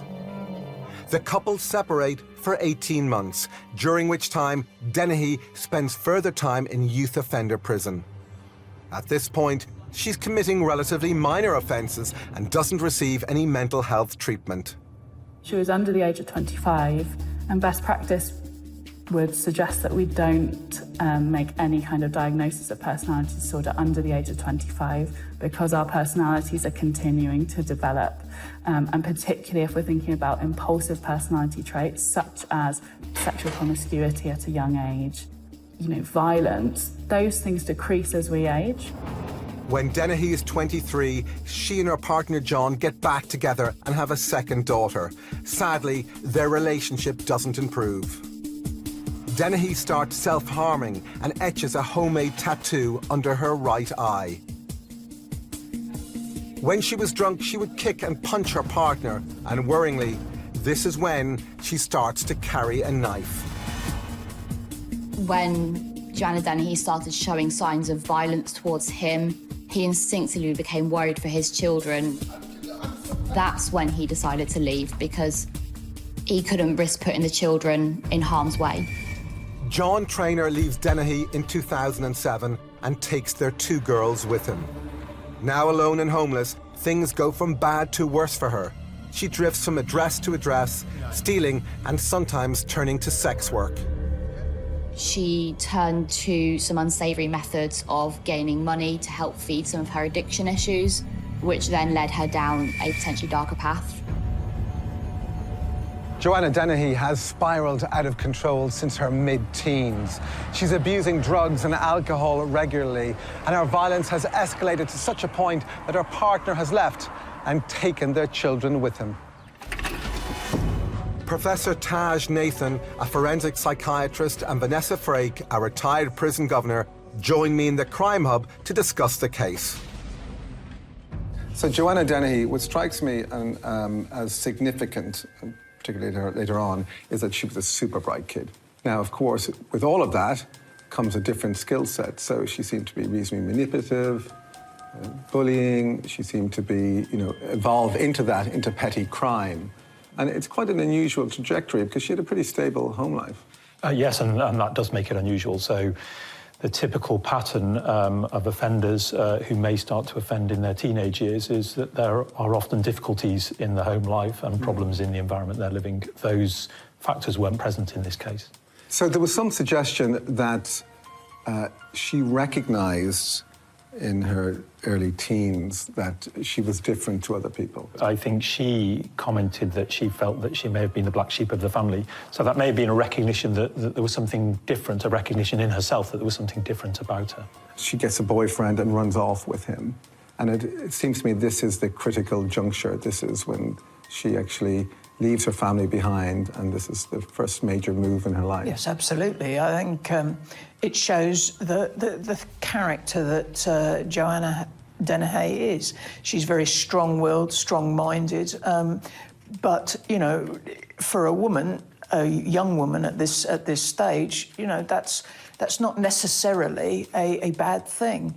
The fact that she wanted to be with somebody older is interesting, but understandably, at this stage, there's no sort of red flag flying. This may be the early signs of her acting on the need for excitement, and there's a sense of some recklessness, but I would agree, at this stage, it doesn't appear outside what would be expected for someone who's getting involved in offending. The discussion around her drug use while in her adolescence, I mean, lots of adolescents use drugs. It doesn't mean that it would necessarily provoke a rehab course. When she came into prison on the first occasion, they would have gone through risk assessments with her and asked her about her drug taking. Did she take drugs? If so, what drugs did she take? At what level of drug use would somebody be offered, you know, an intervention? Any level. But again, if she doesn't engage in it, it's not going to happen. I think that her drug use is likely to be another reflection of her sensation-seeking, so her thrill-seeking behaviour. So she is likely to have seen that as a positive aspect of her life, not something that caused problems that she required treatment for. We're now hearing testimony that she is being rather violent in her relationship with John. Clearly, if she was violent at home, she was clearly violent elsewhere. But I'm wondering if society's reaction to crimes of violence by women suggested that they weren't dealt with as seriously as they should have been. Social services didn't really look into the violence against the partner, the threat to the children, etc., because, as we know, women are in the main nurturers and carers, and it's not the violence that she portrays isn't of the norm. She's very violent, it appears, when she's drunk, often attacking John. She's taken to carrying a knife, a dagger in her boot. And in view of what we know about her future offending, this seems to me the very first window into her real amplified potential for violence. The concern I would have, the particular concern, would be carrying a knife. What psychological purpose did that serve for her? It could have been part of a display, to display the threat that she presents. It could have also represented a fascination with violence and with weapons. She has 2 children. We're condensing some years here, but essentially her criminality and that kind of behaviour doesn't change. No, in fact, it escalates to a certain degree. She became abusive to her partner. She then got convicted of theft and spent some more time in prison. When her partner, her boyfriend, took advantage of her time in prison to take the kids away, she didn't seem too distressed. No, she didn't. I think the evidence suggests that she didn't have the expected emotional response to that event. I think at this stage she's come to a crossroads, and at this stage it's which way Joanna decides to go. Does she go left to turn her life around, or does she go right down the wrong path?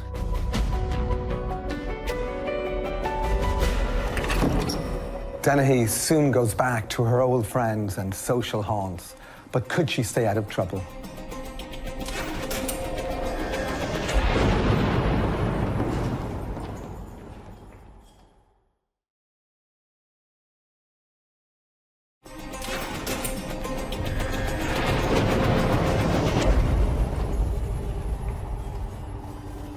Joanna Dennehy has spiraled out of control since her mid-teens.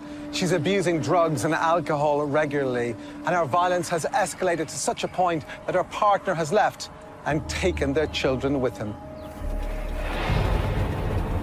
Joanna Dennehy is now 30, single, and living in Peterborough. Her violent behaviour is a way of life, and in 2012, she's given a 12-month community order for assault causing bodily harm and owning a dangerous dog. She's now under the care of the Cambridgeshire and Peterborough Probation Service, which should have been making sure she wasn't committing crime. Unfortunately, the department had just adopted a government plan called Transforming Rehabilitation.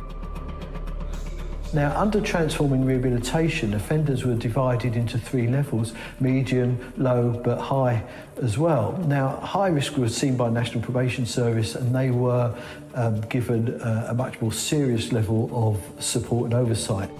Joanna Dennehy was classified as low to medium risk.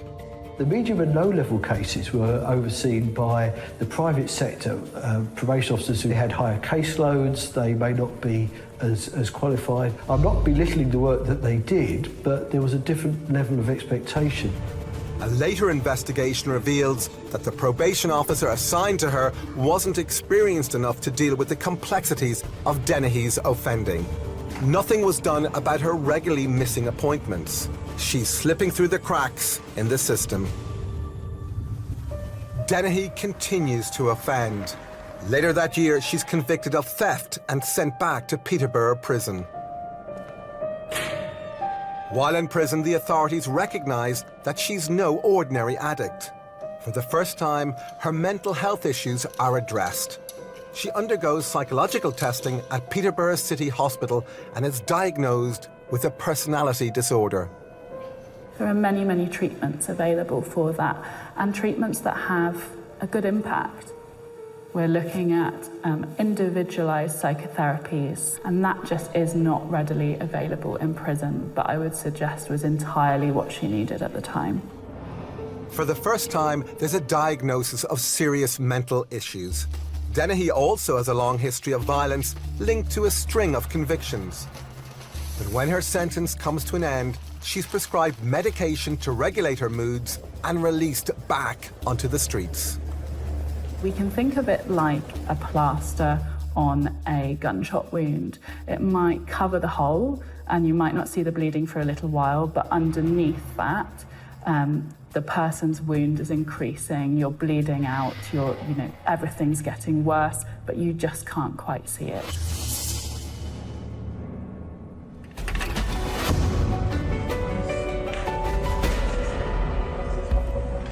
She got convicted and was returned to Peterborough Prison, where significantly, for the very first time, she came under the umbrella of some mental health professionals. Yes, so she was admitted to a psychiatric unit very briefly and there received a diagnosis of antisocial personality disorder. It's an unusual diagnosis to apply to a female, so I think it's showing some indicator that she's at the top end of the offending group. How do you think she would have regarded and engaged with that diagnosis? I don't think she would necessarily have been desperate to seek an understanding of what the problems were in her, because I don't think she would have recognised there were problems. She may have recognised that she was different. Do you think there may even have been a suggestion that she would have been relieved that confirmation that she was different, but perhaps more significantly, more likely that she used this as a badge of honour? Absolutely, yes. I think that there is a distinct possibility of that. And also that she enjoyed being different and the shock factor that went with it. So there doesn't appear to be any suggestion that there was an intervention which was missed, a lost opportunity that might have halted her criminality? At this stage, no, I wouldn't say that there was.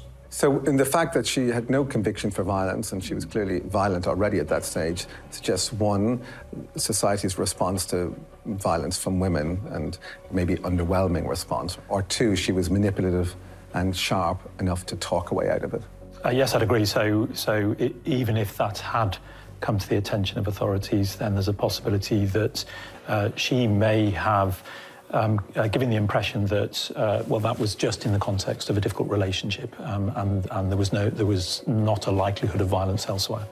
It's interesting that you say that in therapy or in assessments, that at one level she'd be super manipulative. Do you think part of her manipulative skill set would be to shock and to challenge and also tell the truth and maybe a bit more? Yeah, so I think the evidence is that she was prone to lie and that she was prone to exaggerate. It seems to me there's a pattern here. She can control people with her charisma, her intellect, and of course, always a threat of violence. Yes, absolutely. I think always in the background now we're seeing the violence simmering away gently. I think it's interesting that she feels so comfortable in prison because actually on the outside she's now got nothing. She has no partner, she has no children, she has no family ties, she has no home. So everything that she's got is now in the prison. With her antisocial personality disorder, her intellect, the threat of violence, and her charisma, that is a heady and rather dangerous cocktail in one individual. It is. She's certainly on a pathway to serious offending with violence. The extent of that, I think, is difficult to tell at this stage.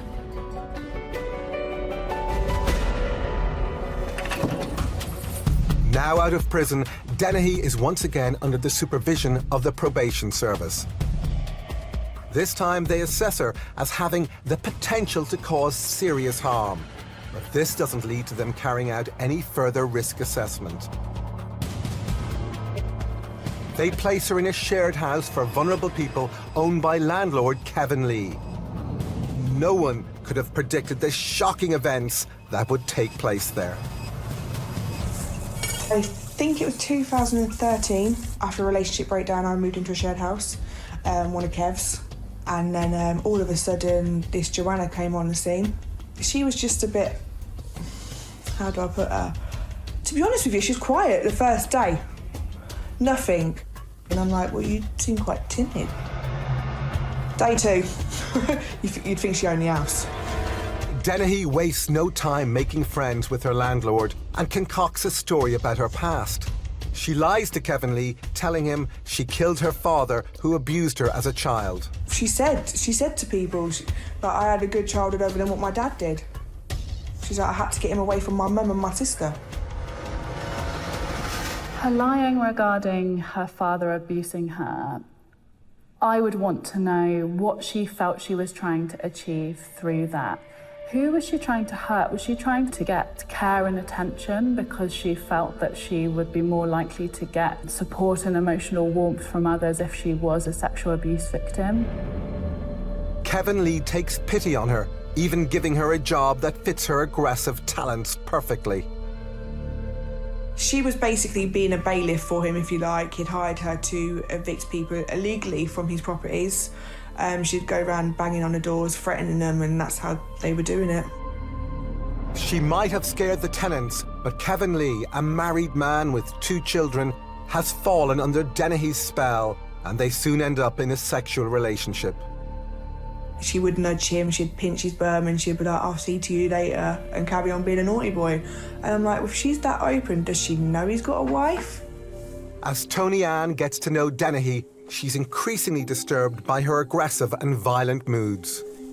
She liked to brag that she's a prison bird, and she used to say, I've been in prison, don't test me. And then she'd say things like me, she's like, you think I'm flirting with these men, but I've been in prison, I'll take you as well. The 2 women share the house with 2 men. One is John Chapman, a 56-year-old Navy veteran. He was good, he was harmless, very noisy, because my room was below his. I used to have to tell him on a few occasions. But yeah, he was perfect. Very caring, very caring. We'd have a drink together, me and John would. She kind of joined in on our drinking. Sometimes she'd be nice to him, but as the drinking went on, she'd start being nasty. Like I said, starting to say, I'm going to get rid of you, all that. And she'd be like, give me your money. Dennehy's threats against John Chapman will soon escalate with terrible consequences. Dennehy is learning that she can snare any man with her apparent charm and magnetism. She exploits this. She now turns her attention to 31-year-old Polish man Łukasz Slabosiewski, a warehouse clerk she met in town. The two have got to know each other through a shared interest in drink and drugs. He had told his friends that he had met a lovely English girlfriend and she had been messaging him and started to develop what he thought was a romantic relationship between the two. After sending a series of suggestive text messages, Dennehy invites Łukasz to her house. He heads there, hoping for sex with his new girlfriend. What happens next is the stuff of nightmares. Once he's inside, Dennehy launches a frenzied knife attack on the unsuspecting Łukasz.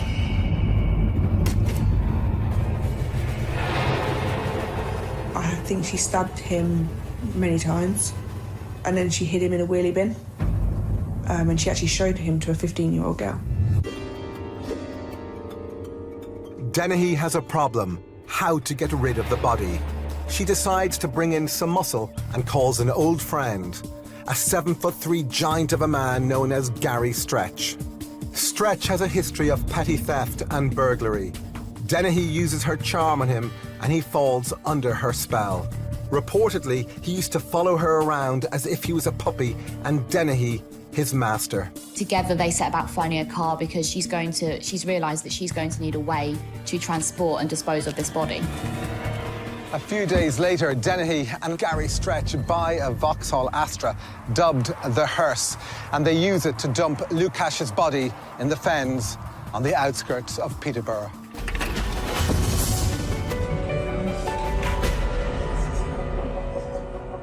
The first murder, it's quite interesting that the disposal was in a quite banal way in a wheelie bin. Not only did she cast this poor guy out as a bit of rubbish in the wheelie bin, she actually showed a friend of hers the body in the wheelie bin as was. So it wasn't like that she was concerned about having murdered somebody. It was just the normal to her. So she wasn't really going to any great efforts to conceal the fact she'd murdered. In fact, she was already using it as a boast, as part of her reputation and as part of a badge of honour, something to add to her status. Yes, so I think her actions afterwards and showing the body to another person, I think, demonstrates that she saw it as an achievement. So not only did she gain pleasure from the act of killing this poor victim, but she then was able to use it as a sign of an achievement. This was a thrill. She was enjoying it, and she wanted to do it again.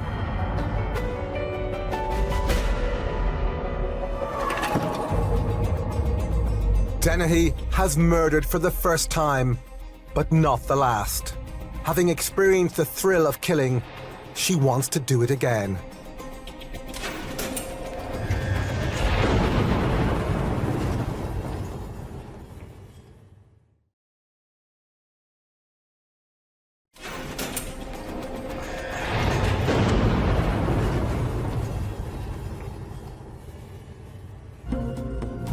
Joanna Dennehy has brutally stabbed Łukasz Slabosiewski and disposed of his body in a lonely country ditch. Over the next few days, she goes about her business as if nothing has happened. But drug and alcohol addict Dennehy has a new addiction: killing. 10 days later, and Dennehy strikes again. In the early hours of Friday morning, she murders her housemate, John Chapman.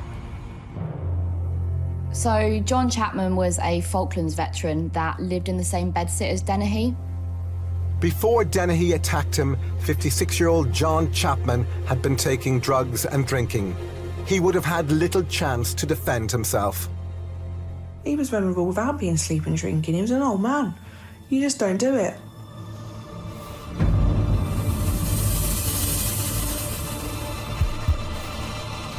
She stabbed him once in the neck and then 5 times in the chest, ultimately killing him. Dennehy later claimed that John Chapman had stared at her while she was washing in a shared bathroom. It appears she had no remorse.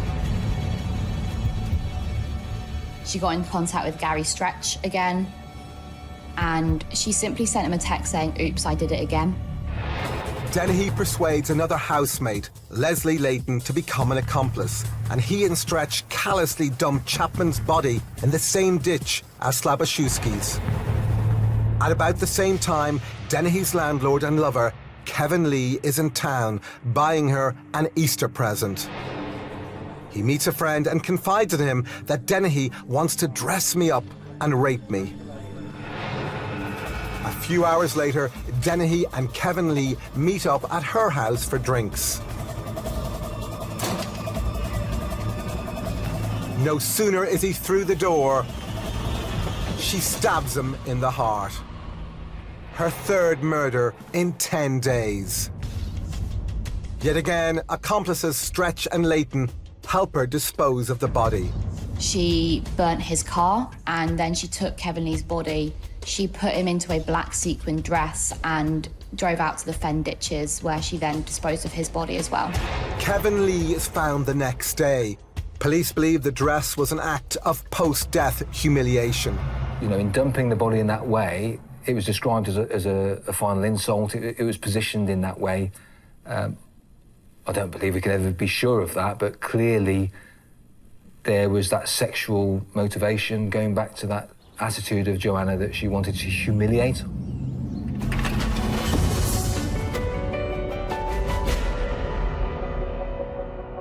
She'd now killed 2 people, both well known to her, one a potential lover and one a housemate. And she appears, as you say, to be compulsively attached to the process and mechanics of murder. It was a compulsion, and she gained so much satisfaction out of her actions that she felt the need to continue to engage in those actions. She was happy to let everyone know that she, in relation to violence, she knew no boundaries, had no restraints. Yes, she wasn't fazed by the first murder at all. In fact, she had a zest and almost a taste for it now. What was the time gap between Lucas's murder and her next homicide? It was around 10 days, around the 29th of March. Dennehy murdered John in much the same fashion, with a knife through the heart.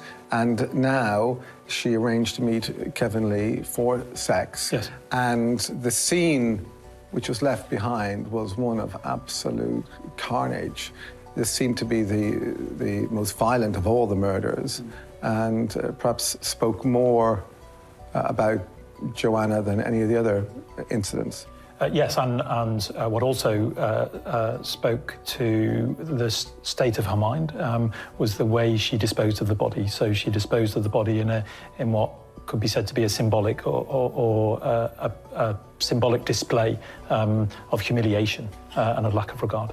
It appeared there was an absolute expectation that the body would be found, expectation and hope. Yes, one would assume that she displayed the body in that way so that it would be observed by those who found it, or it doesn't give the impression that she was trying to conceal her acts. This is not chaotic behaviour. This is someone who really is quite calm and is not emotionally troubled by what they have done.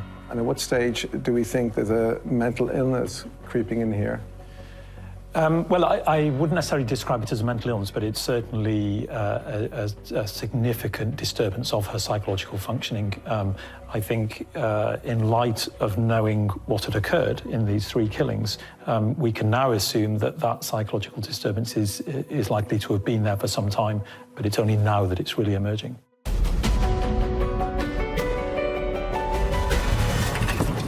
Police discovered phone data linking Dennehy to Kevin Lee. And when they attended the property, they discovered blood spatter everywhere. As soon as they discover that Kevin Lee's body has been found, Dennehy and Stretch go on the run. We know that she, at some stage, went to Norfolk. There was a burglary committed where an Olympus camera was stolen. And that camera became a crucial piece of evidence for our inquiry in West Mercia, because it was recovered and showed them the journey that they took across the country, from Norfolk, then to Herefordshire. Dennehy isn't making much effort to cover her tracks, but she still manages to evade police for 2 more days. She is reported to have said that she wanted to have as many victims as 9. And while she is driving through Hereford with Gary Stretch in the car, she decides that she wants to jump out and, I think she said, have a bit more fun. In Hereford, she randomly stabs 2 more men, Robin Bereza and John Rogers. And then Joanna Dennehy gets out of the front passenger seat and walks behind Robin Bereza and very calmly attacks him from the rear. He said he felt, a punch on the back shoulder. Well, the punch was actually him being stabbed, and he was stabbed through and punctured his lung. Joanna keeps attacking him. And we believe the attack was only stalled by the fact that there was a passing motorist, and she then got back into the Vauxhall Astra. And this is all happening at about 3:30 in the afternoon in broad daylight in Hereford.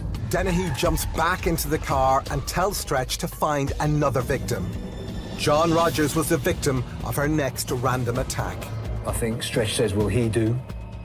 And she gets out of the car and approaches Mr. Rogers from behind and then attacks again. And he suffered over 30 knife wounds, punctured lungs, punctured vital organs, defensive wounds to arms. Police are responding to now 2 random knife attacks in Hereford.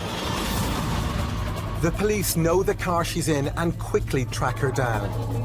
And the police bravely approach the vehicle. She puts up absolutely no resistance. She's told to get on the floor, handcuffed and arrested. Her accomplice, Gary Stretch, has fled the scene. But it's almost as if Joanna Dennehy wants to be arrested. Miraculously, both victims of her random stabbings survive. And in Peterborough, the bodies of her first 2 victims are found. The day after Dennehy was arrested was when a farmer actually came across the bodies in the field ditches around Peterborough. To find 3 bodies of 3 men that have been disposed of with such disregard, it really did send shockwaves through the community of Peterborough.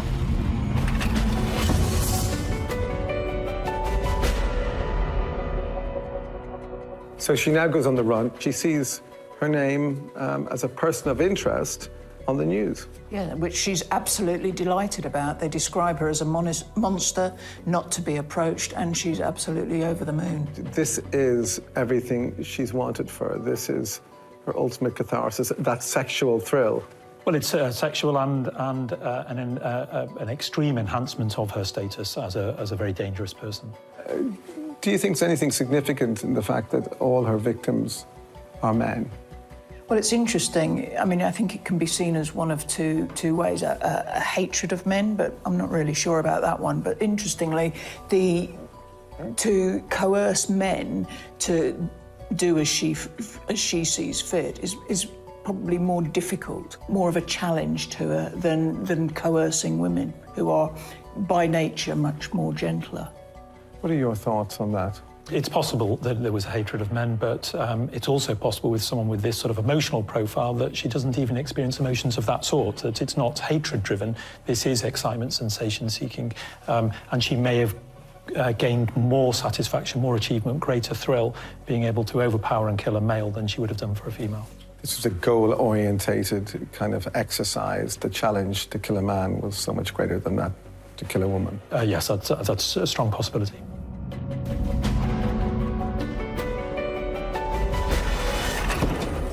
Three men dead, 2 seriously injured. How has Joanna Dennehy gone from the world of petty crime to becoming a serial killer?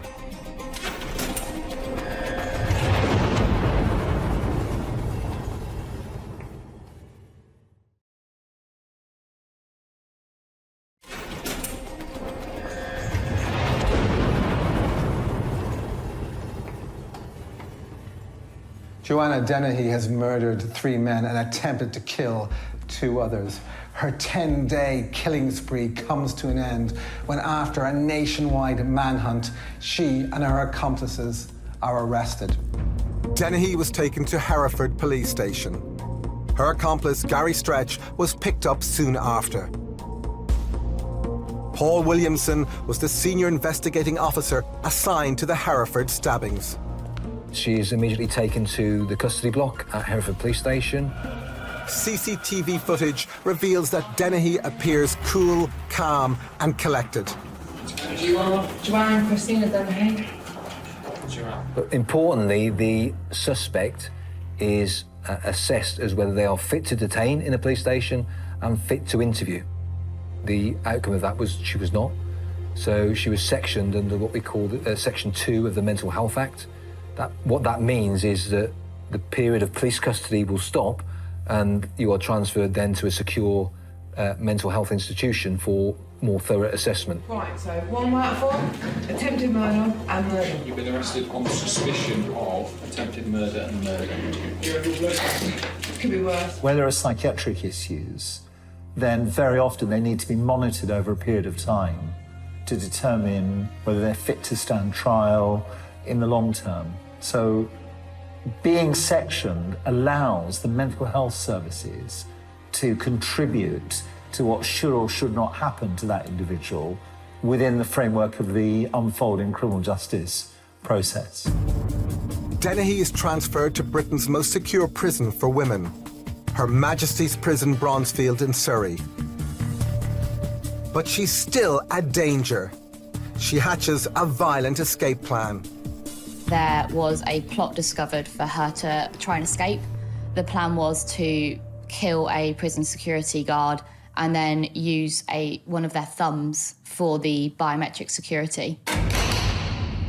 She developed that real psychopathic sort of look. I would not have ever turned my back on her in a room anywhere, or been in a room with her on any time. She just changed completely. She became, I don't know, she was very cold, calculated, and I would say yes, she was evil. Dennehy is held on remand. 7 months later, she attends what's known as an arraignment, a court proceeding in which the defendant is asked to enter a plea. Dennehy makes a surprise announcement.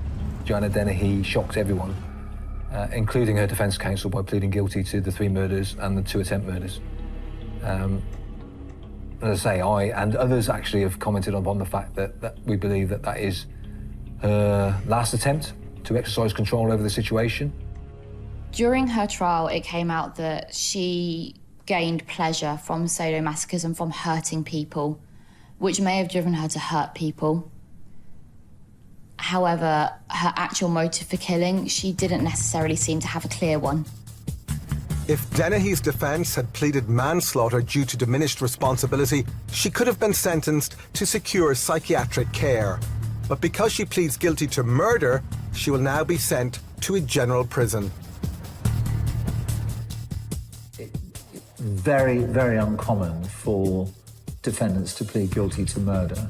I would say it happens once in a blue moon, and that's because the sentence is very tough and people don't want to be spending the rest of their lives or substantial parts of their lives in prison. So most people contest.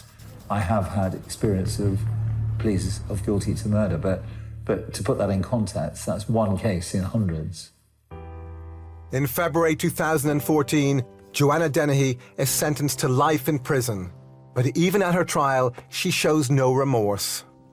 During her sentencing at the Old Bailey, when Joanna Dennehy was being called a cruel, calculating, selfish and manipulative killer, as she was being sentenced, Dennehy actually went on to laugh and smirk during the proceedings. Dennehy's accomplice, Gary Stretch, is also convicted to life imprisonment with a recommended minimum term of 19 years, while Leslie Layton receives 14 years. Dennehy's violent behaviour escalates, culminating in a killing spree in which she murders 3 men over a 10-day period. Were there red flags in her early teens that were missed? And could these tragic murders have been prevented?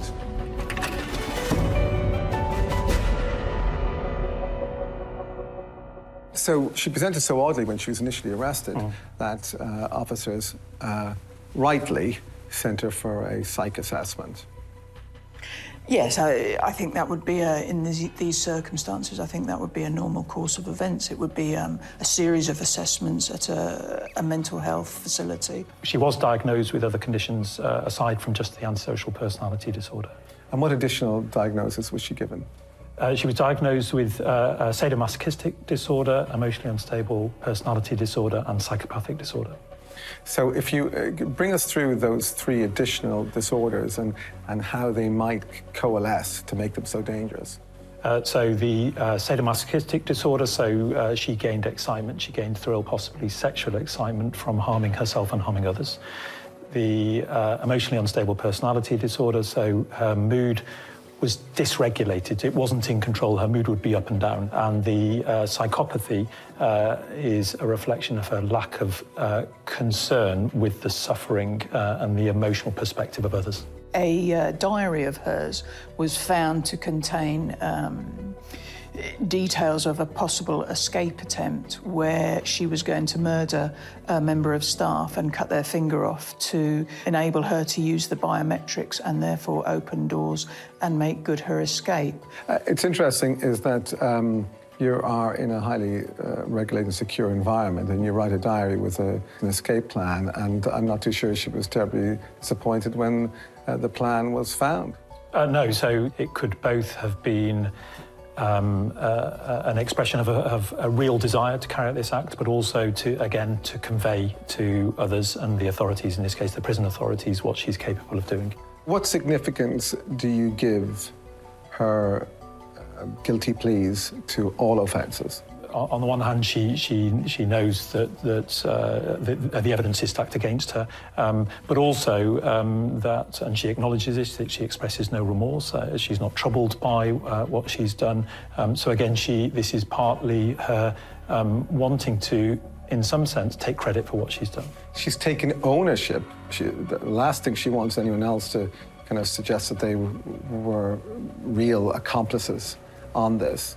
Yes, absolutely. She wanted to say, no, I did these. Yes, I had helped to dispose of the bodies, but actually the murders, that was down to me. The stabbings, that was down to me. She was proud of what she'd completed and achieved. When we look back upon the Joanna Dennehy tragedy, is there anything that could have saved any of these people's lives? I'm not sure that there's anything that could have been done to predict what was going to happen, and I'm pretty sure that it would be almost impossible to predict. The interventions for the sort of problems that she was displaying wouldn't necessarily have prevented these tragic outcomes. As you say, I don't think this could have been predicted. But there were one or two witnesses who, if they'd stepped up in the shocking moment when a body was being disposed of, then two of their lives could have been saved. Joanna Dennehy picks her victims and her assists very well. She knows that the people she picks are going to do as they're told because she rules by violence. So in the round, I think we can say there was little or nothing anybody could have done to have prevented this incredibly rare, unique murderer from her compulsion. I would agree with that, yes. Absolutely, yeah, totally. So there's no indication she was a ticking time bomb, but once she did ignite, once she had her first kill, it was only a matter of time before she killed and killed again. If she wasn't caught within a couple of days, what would have happened? So all the indication is that she would have continued to try and satisfy that compulsion. How dangerous do you think she is in prison? On a scale of 1 to 10, I think she's probably a 12.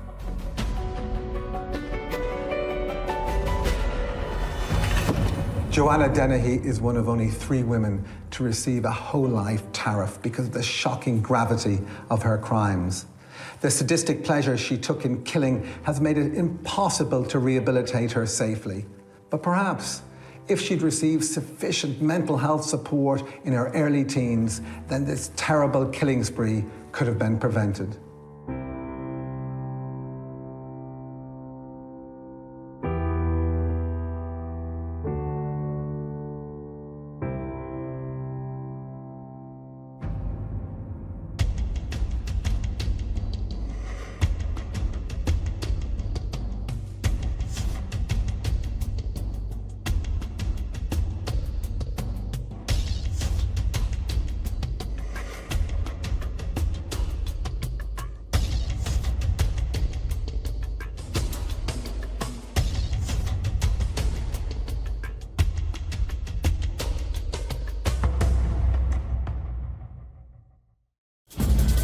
Police discovered the remains of a young woman's body in the back of a burning car.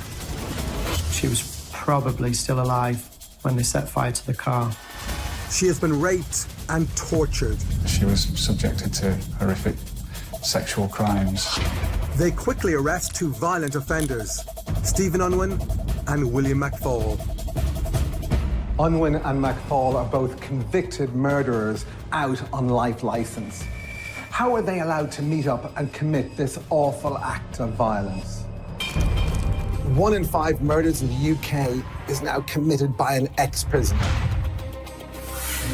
From serial rapists He harboured dark thoughts about carrying out sexual offences. to convicted killers, They'd met in prison, they were out on the streets together. free to walk amongst us, They knew he could have killed again. free to murder innocent people. She stabbed him many times, and then she hid him in a wheelie bin. I'm Donald McIntyre, and I'm examining how such tragedies happen. Who's to blame? Is it the justice system? Or are these killers just pure evil? She gained pleasure from hurting people. And ultimately, could an innocent life have been saved? This is Release to Kill.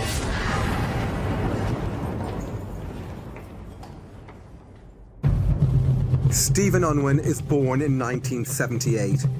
He grows up in Houghton-le-Spring, a town near Sunderland in the northeast. With the closure of the local coal mines, the town has fallen on hard times.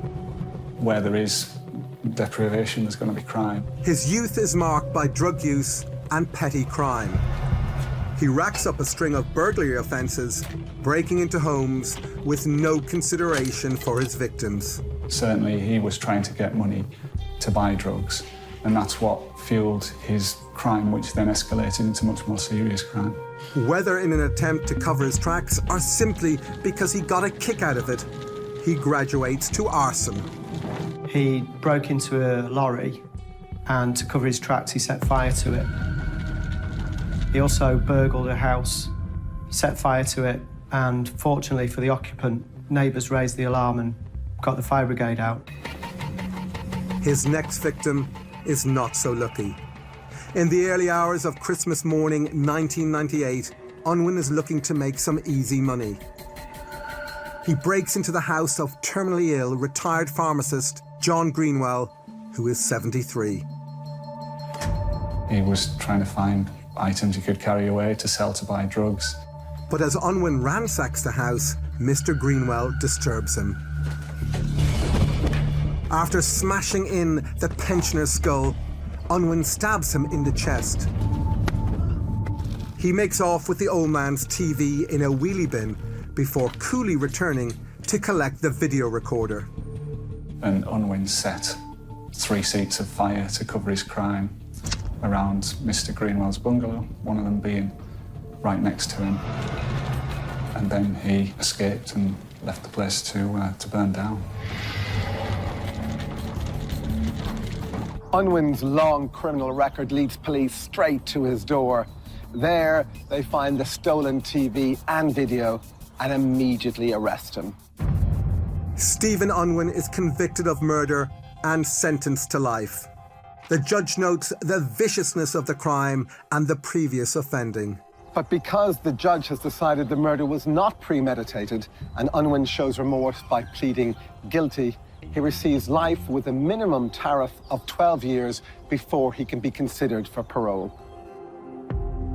Stephen Unwin is sent to HMP Swaleside, a Category B prison on the Isle of Sheppey in Kent.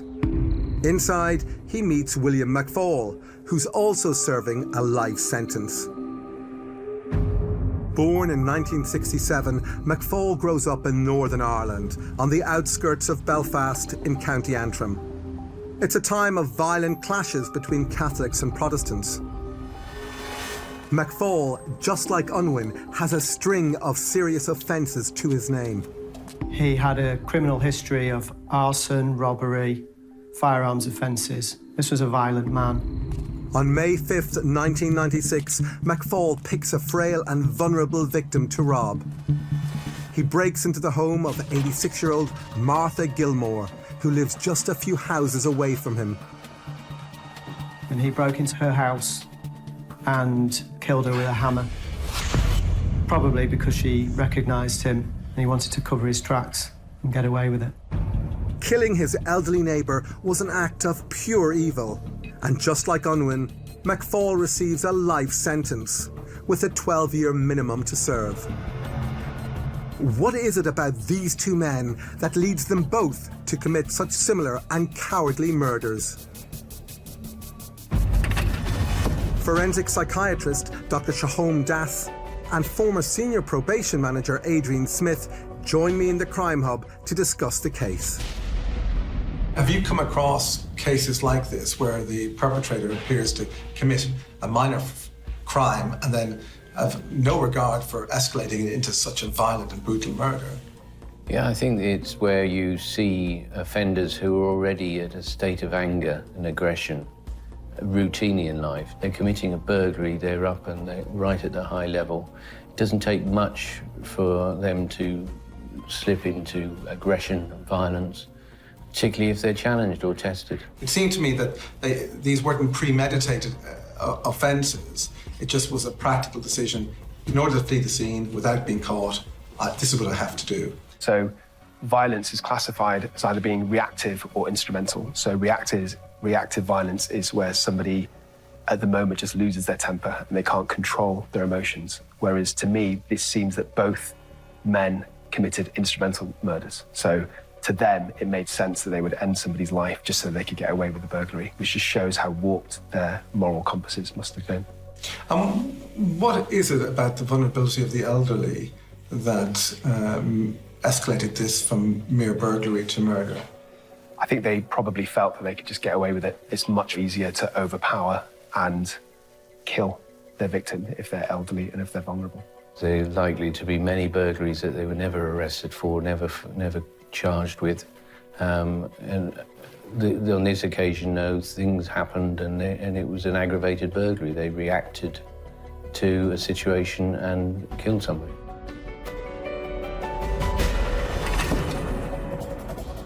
Stephen Unwin and William McFall have both committed cowardly, vicious murders against vulnerable, elderly people. Fate has thrown them together in the same cell, in the same prison. Could this lay the foundation for an even more horrific crime?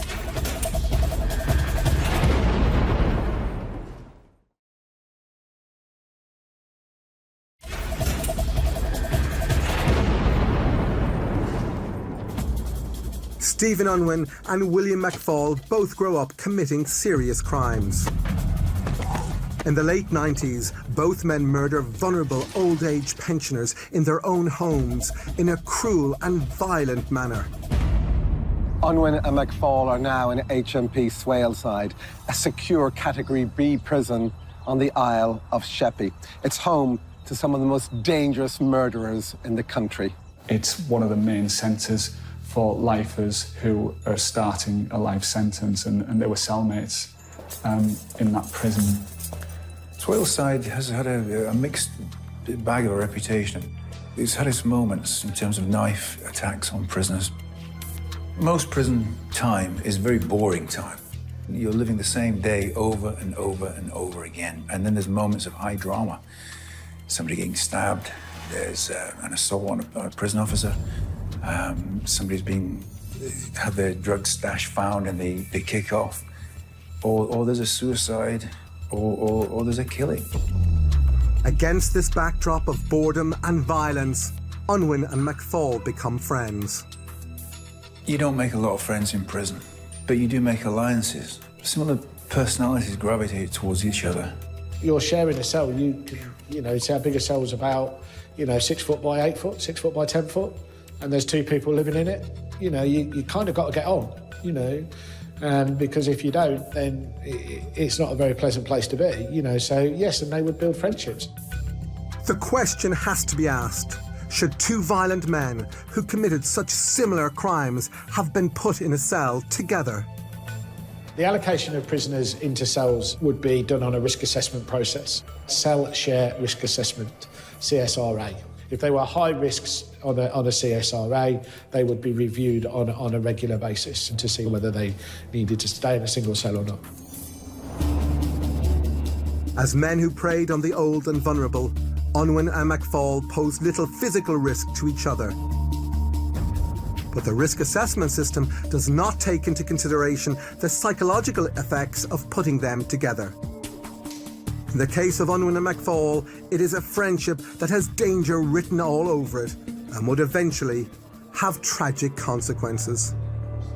Unwin and McFall are close prison buddies, but could they be indulging each other in their tales of violence and in doing so, feeding their future criminality? After 12 years inside, the two murderers and firm friends become eligible for parole. Unwin and McFall would have been offered rehabilitation programs designed to give them insight into their offending, as well as anger management courses, thinking skills programs, and job training courses to set them on the path to freedom. A tariff is just a guide, so that will be their minimum that they will have to serve, but then they will have to address behavioural issues. So he will have to have admitted guilt, he would have to have addressed offending behaviour, and if he doesn't do that, they'll just deny him parole.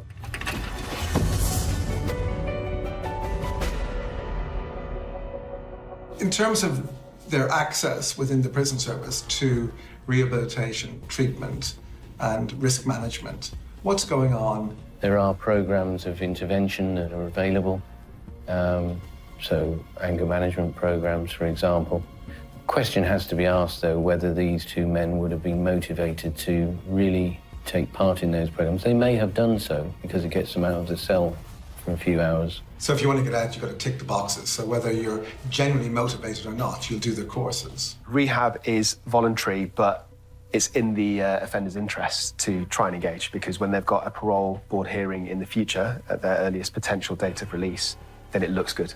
The parole board will be going through the dossier, and that'll be one of the factors which could lead to their early release. So each offender had effectively a minimum of 12 years to serve for murder for their respective offences, but if they wanted to get out after that minimum sentence, they really have to play the game, and part of that is to sign up for rehab. And I think part of the problem is that it's really hard to know externally what somebody's internal motivations are. So differentiating somebody who's really trying to turn their life around is very hard to distinguish between somebody who's just playing the game and going along with it and has murderous intentions the whole time. Now, rehabilitation in prisons for very serious offenders and for very serious offences like murder tends to work, or at least we know that the recidivism rate for murder is quite low. So there was every reason to be optimistic about these two offenders. Yes, my experience as a probation officer is, having worked with lots of lifers, most of them, I felt fairly confident that they are genuinely committed to settling down into society and living pro-social lives. For the majority of people that have committed a murder, the majority of the time, rehabilitation does work. The problem is when it doesn't, like in cases like this, the results can be catastrophic. Unwin and McFall both appear to cooperate with rehabilitation programs and manage to persuade the parole board that they're reformed characters. They are eventually sent to separate lower category prisons. Anyone who's working towards release will work their way through the prison system. Wherever he is, he will reduce categories. And then for someone who's that length of time, he will spend a period of time at an open prison. In another twist of fate, the two murderers reconnect while both are being prepared for release from a jail in East Yorkshire. The parole board is made up of a range of individuals who have experience of the criminal justice process. They look at the risk of releasing the offender. So based upon psychological reports, what's been achieved in prison, courses, the single question really for the parole board is whether the offender remains a risk to the public. If yes, that person will not be released. If no, not a risk, then in effect the parole board are required to release. McFall gets out in 2010 after serving 14 years.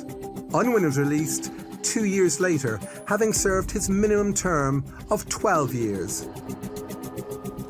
They are now free men, as long as they behave themselves.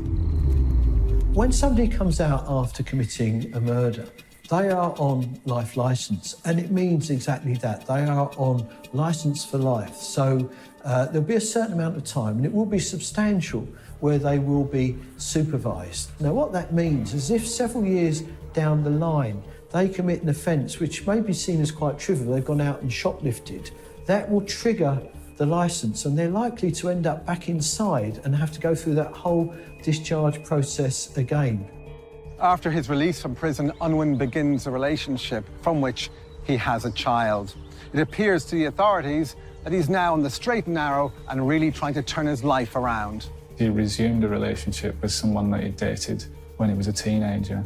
She became convinced that he'd turned his life around and that he was genuinely properly rehabilitated. That's what she thought at the time, and she was happy to give him the benefit of the doubt. Unwin also manages to convince the probation service that he is a changed man. They appeared to want to know that he was in a settled environment, but not anything beyond that. There seemed to be no checks that what this manipulative man was telling them was true and correct. They took him on his word, which initially wasn't a problem, but of course it became a problem later down the line. Probation officers should be making regular home checks on Unwin, but that's not happening. This is the first mistake by the probation service.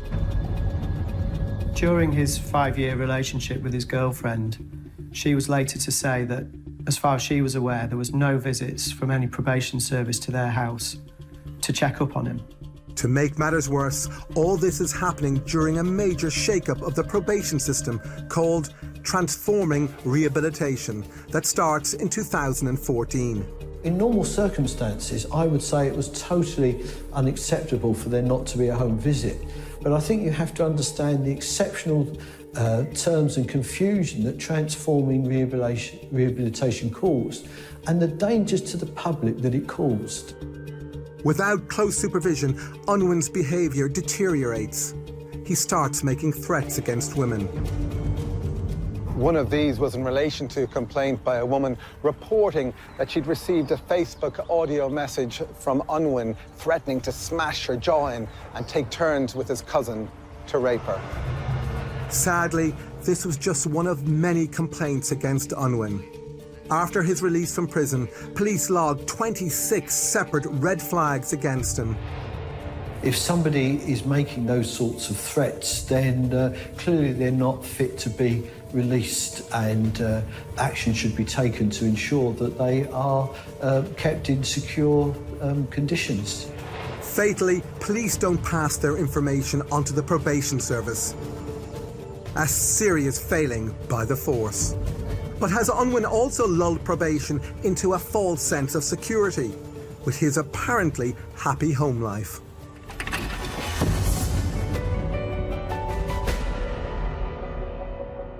Now, although there was the rape allegation and threats to kill, the reality was that there were 24, 25 other incidents which should also have been picked up by probation and put into the right aggregate and could have also resulted in a recall. Yes, and this is the point, that it's not clear that the probation service were informed of the vast majority of those incidents. Do you think that on one level his release into some kind of a normal family structure, partner and child, would have been camouflage, a distraction to probation? They'd have thought, well, actually, adding everything up, he seems to be doing all right. It's possible that they were understanding that and viewing that in a positive light. Whether they should have done or not, obviously they need to be making home visits, understanding the nature of the relationship. While probation would have been delighted that Unwin is showing some comfort in the stability, partner and child, he still is committing offences and breaching his licence. What's going on in his mind? It could be that at that moment in time, he's not necessarily invested in the threats that he's making. It could just be his way of discharging frustration. Or it could be a gradual build-up of an intention to offend that hasn't quite come out yet, but it will do further down the line. It does appear that basically, that as he was progressing well, people were believing him, he wasn't being held to account. Do you think this gave him a new lease of life in terms of potential criminality? I think part of the problem to know if somebody's truly rehabilitated during their time in prison is that you can only look at their behaviour in prison. Once they've left prison, they've got access to so much more opportunities for crime, vices, potential victims. So it's more than feasible that Unwin, at the point of release, really was, at least in his own mind, insightful. And he wanted to lead a straight and narrow path. But when he had these opportunities, for example, sending out threatening messages on social media, and there was no consequence to that, maybe over time it emboldened him to the degree that he thought he could get away with things.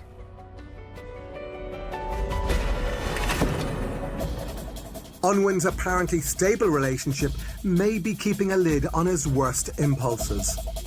When that relationship comes to an end, the brakes are off. He reconnects with prison buddy McFall with disastrous consequences.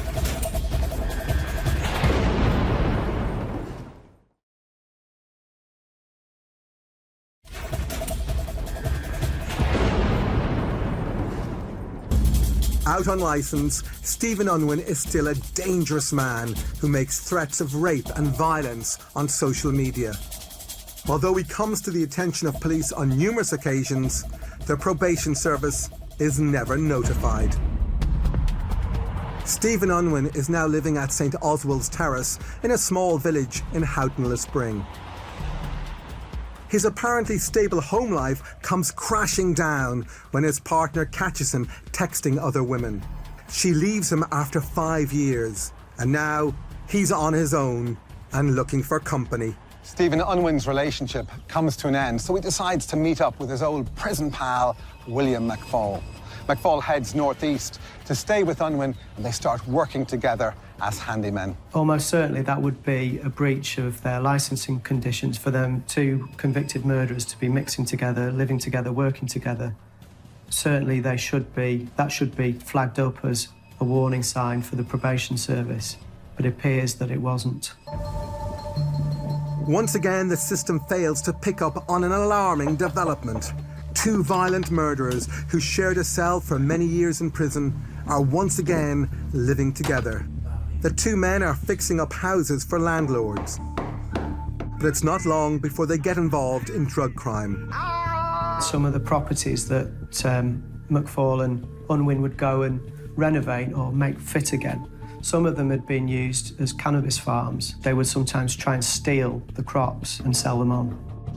Under each other's influence, Unwin and McFall descend back into their warped zone of burglary and violence. McFall even films himself on his cell phone waving a gun around. The pair are a ticking time bomb. In the course of his work as a handyman, Unwin gets to know a young Vietnamese woman called Quinn Ngoc Nguyen, a London School of Commerce graduate who has come to the northeast to live with her sister.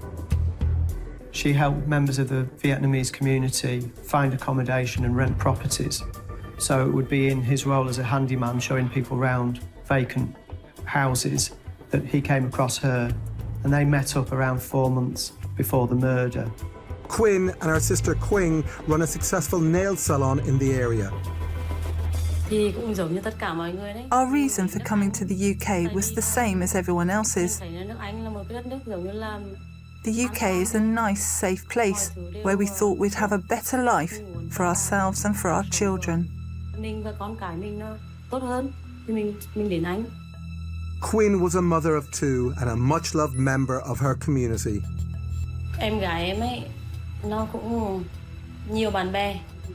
She had many friends who loved her dearly because she was a very honest and truthful person.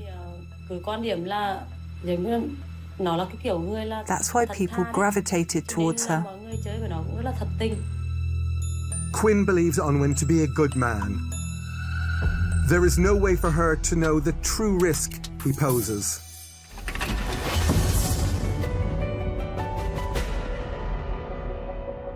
The breakup of relationships after prison, particularly his first formative relationship outside of prison, that must have really rocked his world. I'm certain of it. It's a very important, powerful experience. And it's a real interest that his reaction is to, very shortly after that, contact his old cellmate and encourage his cellmate to join him, and they start working together in partnership. The bonds that people build in prison. You're literally living cheek by jowl 24/7. It must be very intense. And I think in this case, Unwin and McFall really bonded. They may have given each other permission to act in a certain way.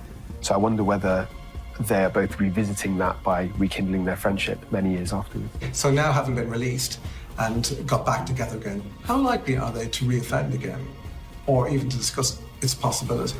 Well, I think it's very feasible. I think the fact that they come from similar backgrounds, their original offences were very similar, they bonded with each other in prison, it's more than feasible that they discussed their offending whilst they was in prison. And now they've met each other again after all these years. They have similar warped values and outlooks on life, especially if they're struggling financially, then all of these circumstances together makes it very feasible they would have discussed offending. Yeah. So Gwen, when she came into Unwin's world, she must have presented as a pretty successful young woman who had come to this country with little or nothing and had done really well for herself, built herself a new life and was very active and, by all accounts, very successful. What feelings would that have engendered in Unwin? I think, unfortunately, the fact that she looked relatively successful, possibly looked like she had some savings and she was relatively rich, might have made her a target. So I think that might have gone noticed and gone into the radar of Unwin McFall. Interestingly, Unwin knew this woman for some 4 months. They worked together. She would have no reason to fear him at the stage when he decided to commit this offence. What I think is quite interesting about both of these characters is in the past, they've chosen vulnerable victims, so they've attacked elderly people. And I wonder whether they thought of Gwen as being potentially quite vulnerable. They already had some sort of friendship or relationship with her, which would have eased them into her life, so she would have been an easy target to a degree.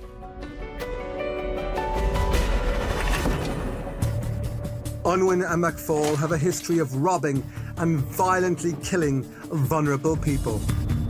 As the pair's relationship develops outside prison, they return to their old ways with devastating consequences. This time the victim is no elderly neighbour, but mother of two, Quinn, who is completely unaware of the pair's terrible past. On August 14, 2017, Stephen Unwin calls Quinn and asks her to attend a meeting that evening to discuss a rental property. At 6 p.m, McFall texts Unwin to inquire if they're going to rape Quinn. 12 minutes later, Quinn leaves work from the nail salon. At about 6:30, 6:45, I called her to see if she was coming home for dinner. She said, "You go ahead. I need to do something."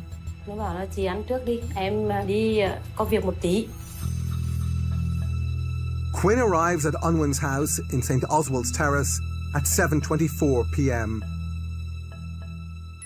His neighbour's CCTV shows she suspects nothing.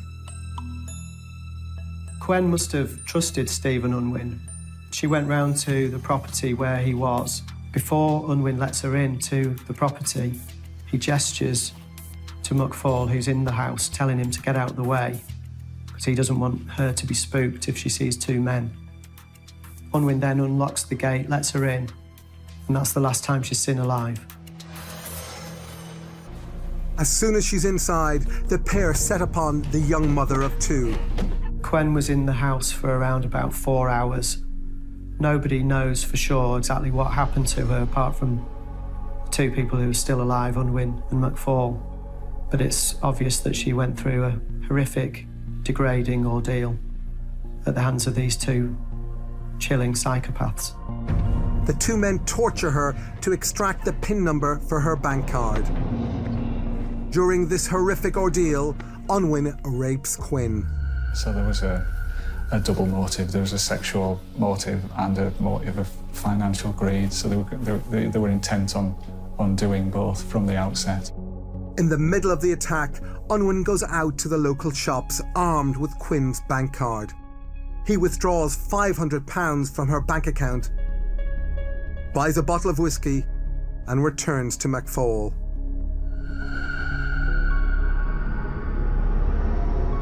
Over a course of several hours. They carried out some horrific, degrading things on her. They injected her with a syringe full of whiskey at one stage.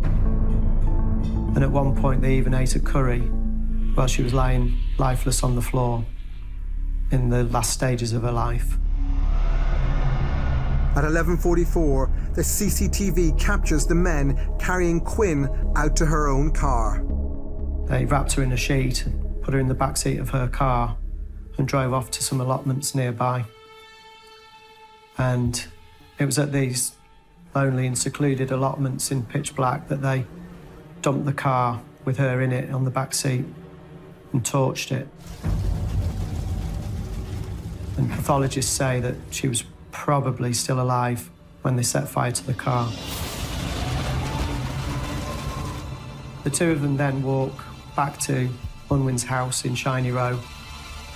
When you look at the CCTV, they look like they've not got a care in the world. They're just walking along the street like two blokes coming back from the pub. Later that night, they go back to the cash point and get some more money out.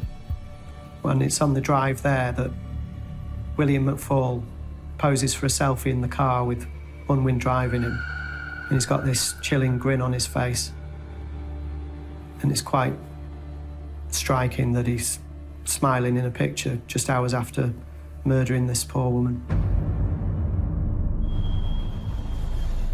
The next morning, Quinn's sister is desperately worried she hasn't come home. Em chờ cho đến 8 giờ. Tại vì là cái giờ đấy là giờ đi làm. At about 8 o'clock, when it was time to go to work, I thought, even if you didn't come home last night, you should at least have called. That's when I started worrying. Mình định nói chuyện với nó như thế. Nếu có vui thì gọi điện về cho chị để chị đỡ lo. Thì nhưng mà cái là 8 giờ cũng thấy nó về. Thế là mình bắt đầu khi đấy mình lo lắng thật sự. While Quang searches for her sister, Unwin and McFall enjoy a meal at a local pub, paid for with Quinn's own money. At 3 p.m. on August 15th, Quang gets the worst possible news. We received a phone call from the police saying they found my sister's car. Can you please come home urgently? Police investigate Quinn's last movements by tracing her bank card transactions. It doesn't take them long to identify Stephen Unwin. They arrest him that evening, and McFall shortly after.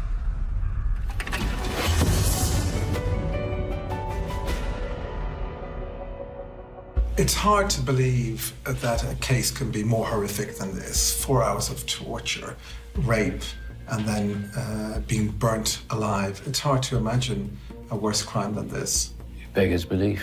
It's absolutely shocking. And it's difficult to understand how two human beings could do that to another human being. Both were convicted of murder. Was this a predictable crime? Was this a crime that anyone could have anticipated? Even in the worst imaginings of probation, is it possible that anyone could have conceived an outcome like this? It's unlikely. I don't know that anybody could have expected such behaviour. It seemed that whatever their potential for crime before their first convictions for murder, it seemed that 12, 14, 15 years on, their levels of tolerance for cruelty and pain and torture were much higher. It does seem that. And I do wonder whether they were goading each other to a degree, whether they were giving each other permission and egging each other on. And of course, the two previous murders did not have a sexual element. What happened in this case? This could have been a compulsive element of the offending, the need for sexual gratification, or the need to have power over women, the aggression, the anger that he was feeling, possibly as a response to the breakup of his relationship. So to me, this just indicates that Unwin was looking at his victim as an object. She was just there for his sexual gratification at the time, and he wanted to make money from the situation, from the scenario. He completely lacked empathy. He didn't care about what he was doing. He didn't care about taking a life or looking into the future. It's hard to imagine anybody would go to such limited measures to try and evade capture. It seems really odd. And yes, he was super casual, having a curry and taking selfies. I think they were just living in the moment. I think they just saw this as an opportunity for Unwin for sexual gratification for both of them, just to make money easily. I don't think they were actually thinking about or planning about the future. Distilling this, what kind of person commits a crime like that? So I think the character traits of Unwin and McFaul, from what we know, indicate that they must have been very impulsive. They must have not particularly learnt from their mistakes. They must have not planned for the future. They must have had a very low threshold to express aggression, and they just didn't care about the rights and the well-being of other people. They lacked shame, lacked remorse, lacked empathy, and they just didn't care about breaking the law. In short, psychopaths.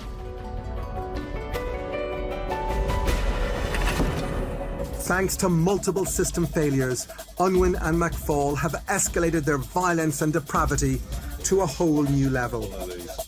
After a few short years of freedom, they are once again behind bars, awaiting trial for murder.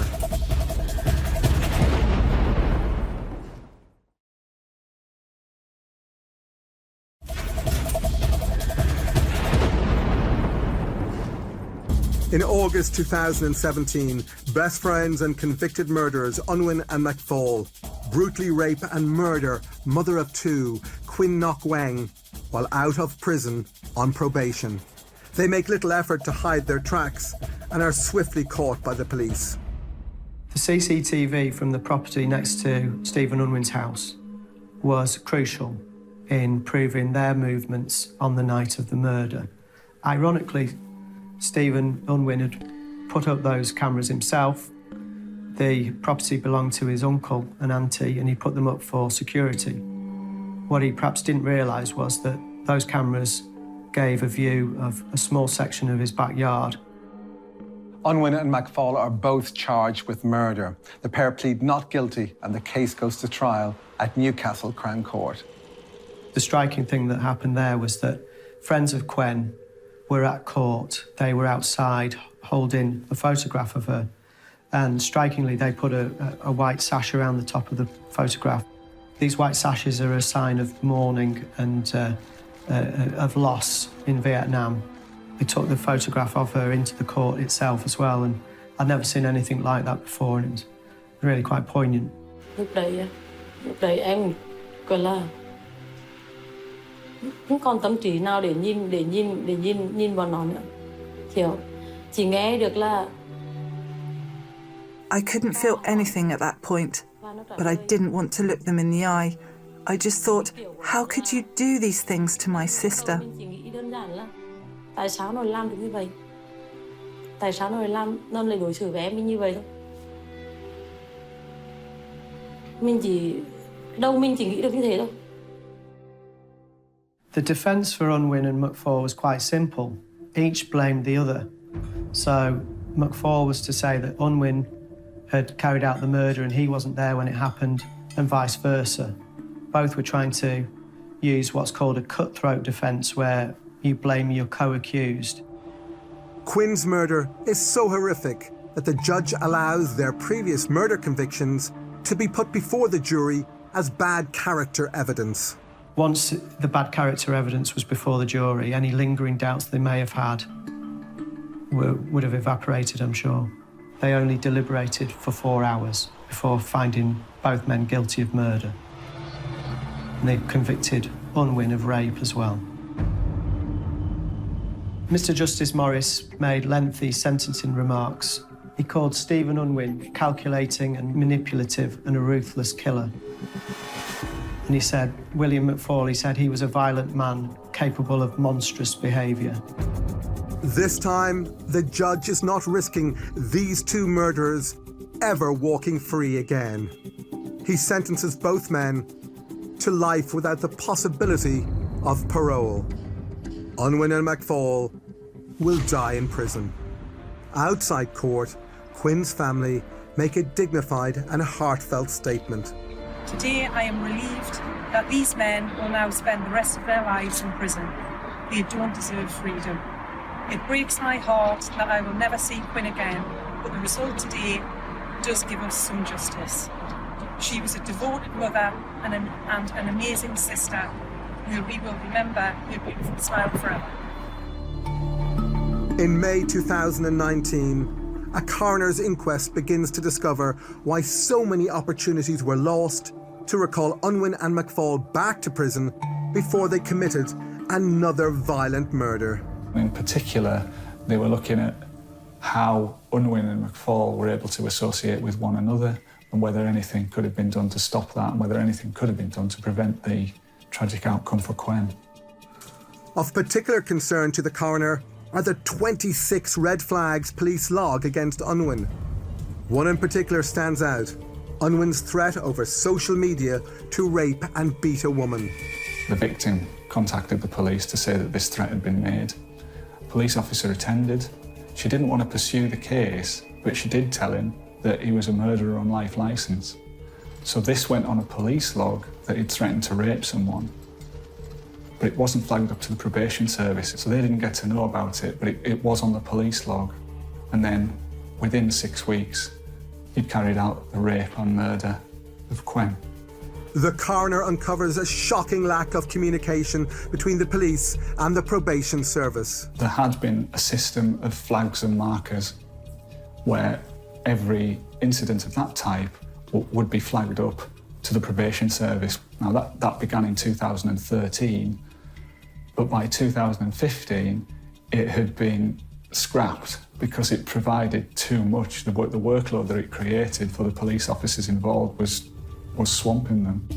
The coroner concludes, life licence is based on trust, and having heard evidence, it is clear to me that both Unwin and McFall broke that trust consistently and were emboldened in all of their unlawful activities by what they must have perceived as the failures on the part of the authorities to expose their deceit. Em chỉ mong muốn một điều là nhà nước ấy. Whether it's police or probation, whoever is in charge of these things, they should not let dangerous offenders loose in society like that. With Unwin and McFall back behind bars serving life, what can we now learn from this tragic event?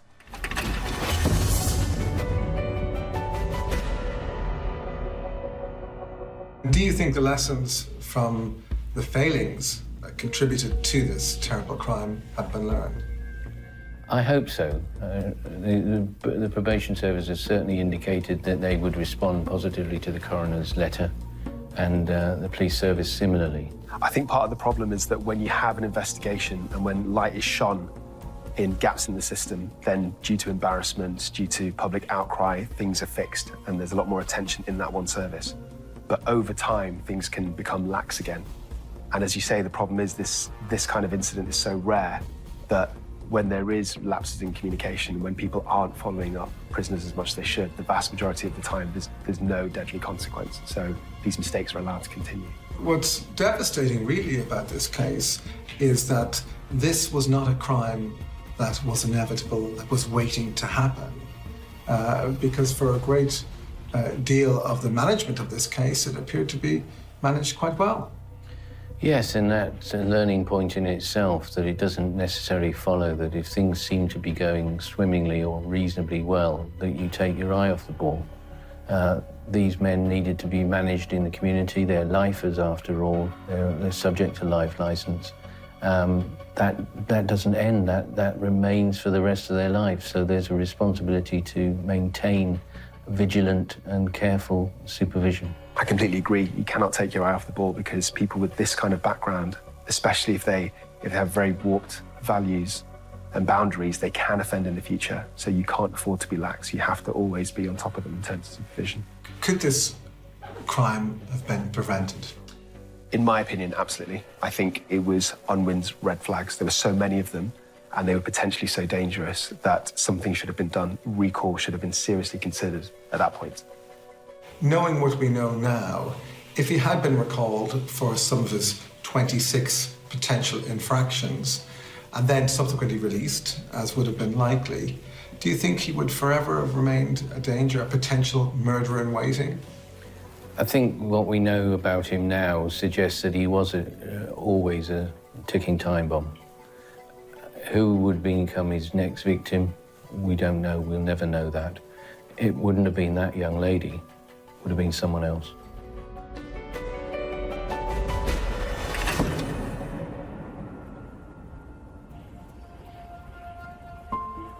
I've been very badly affected by her loss.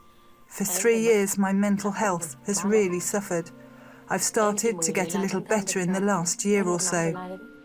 She was loved, not just by my family, but by everyone who knew her. This year is the 4th anniversary of her death, and all her friends came to pay their respects.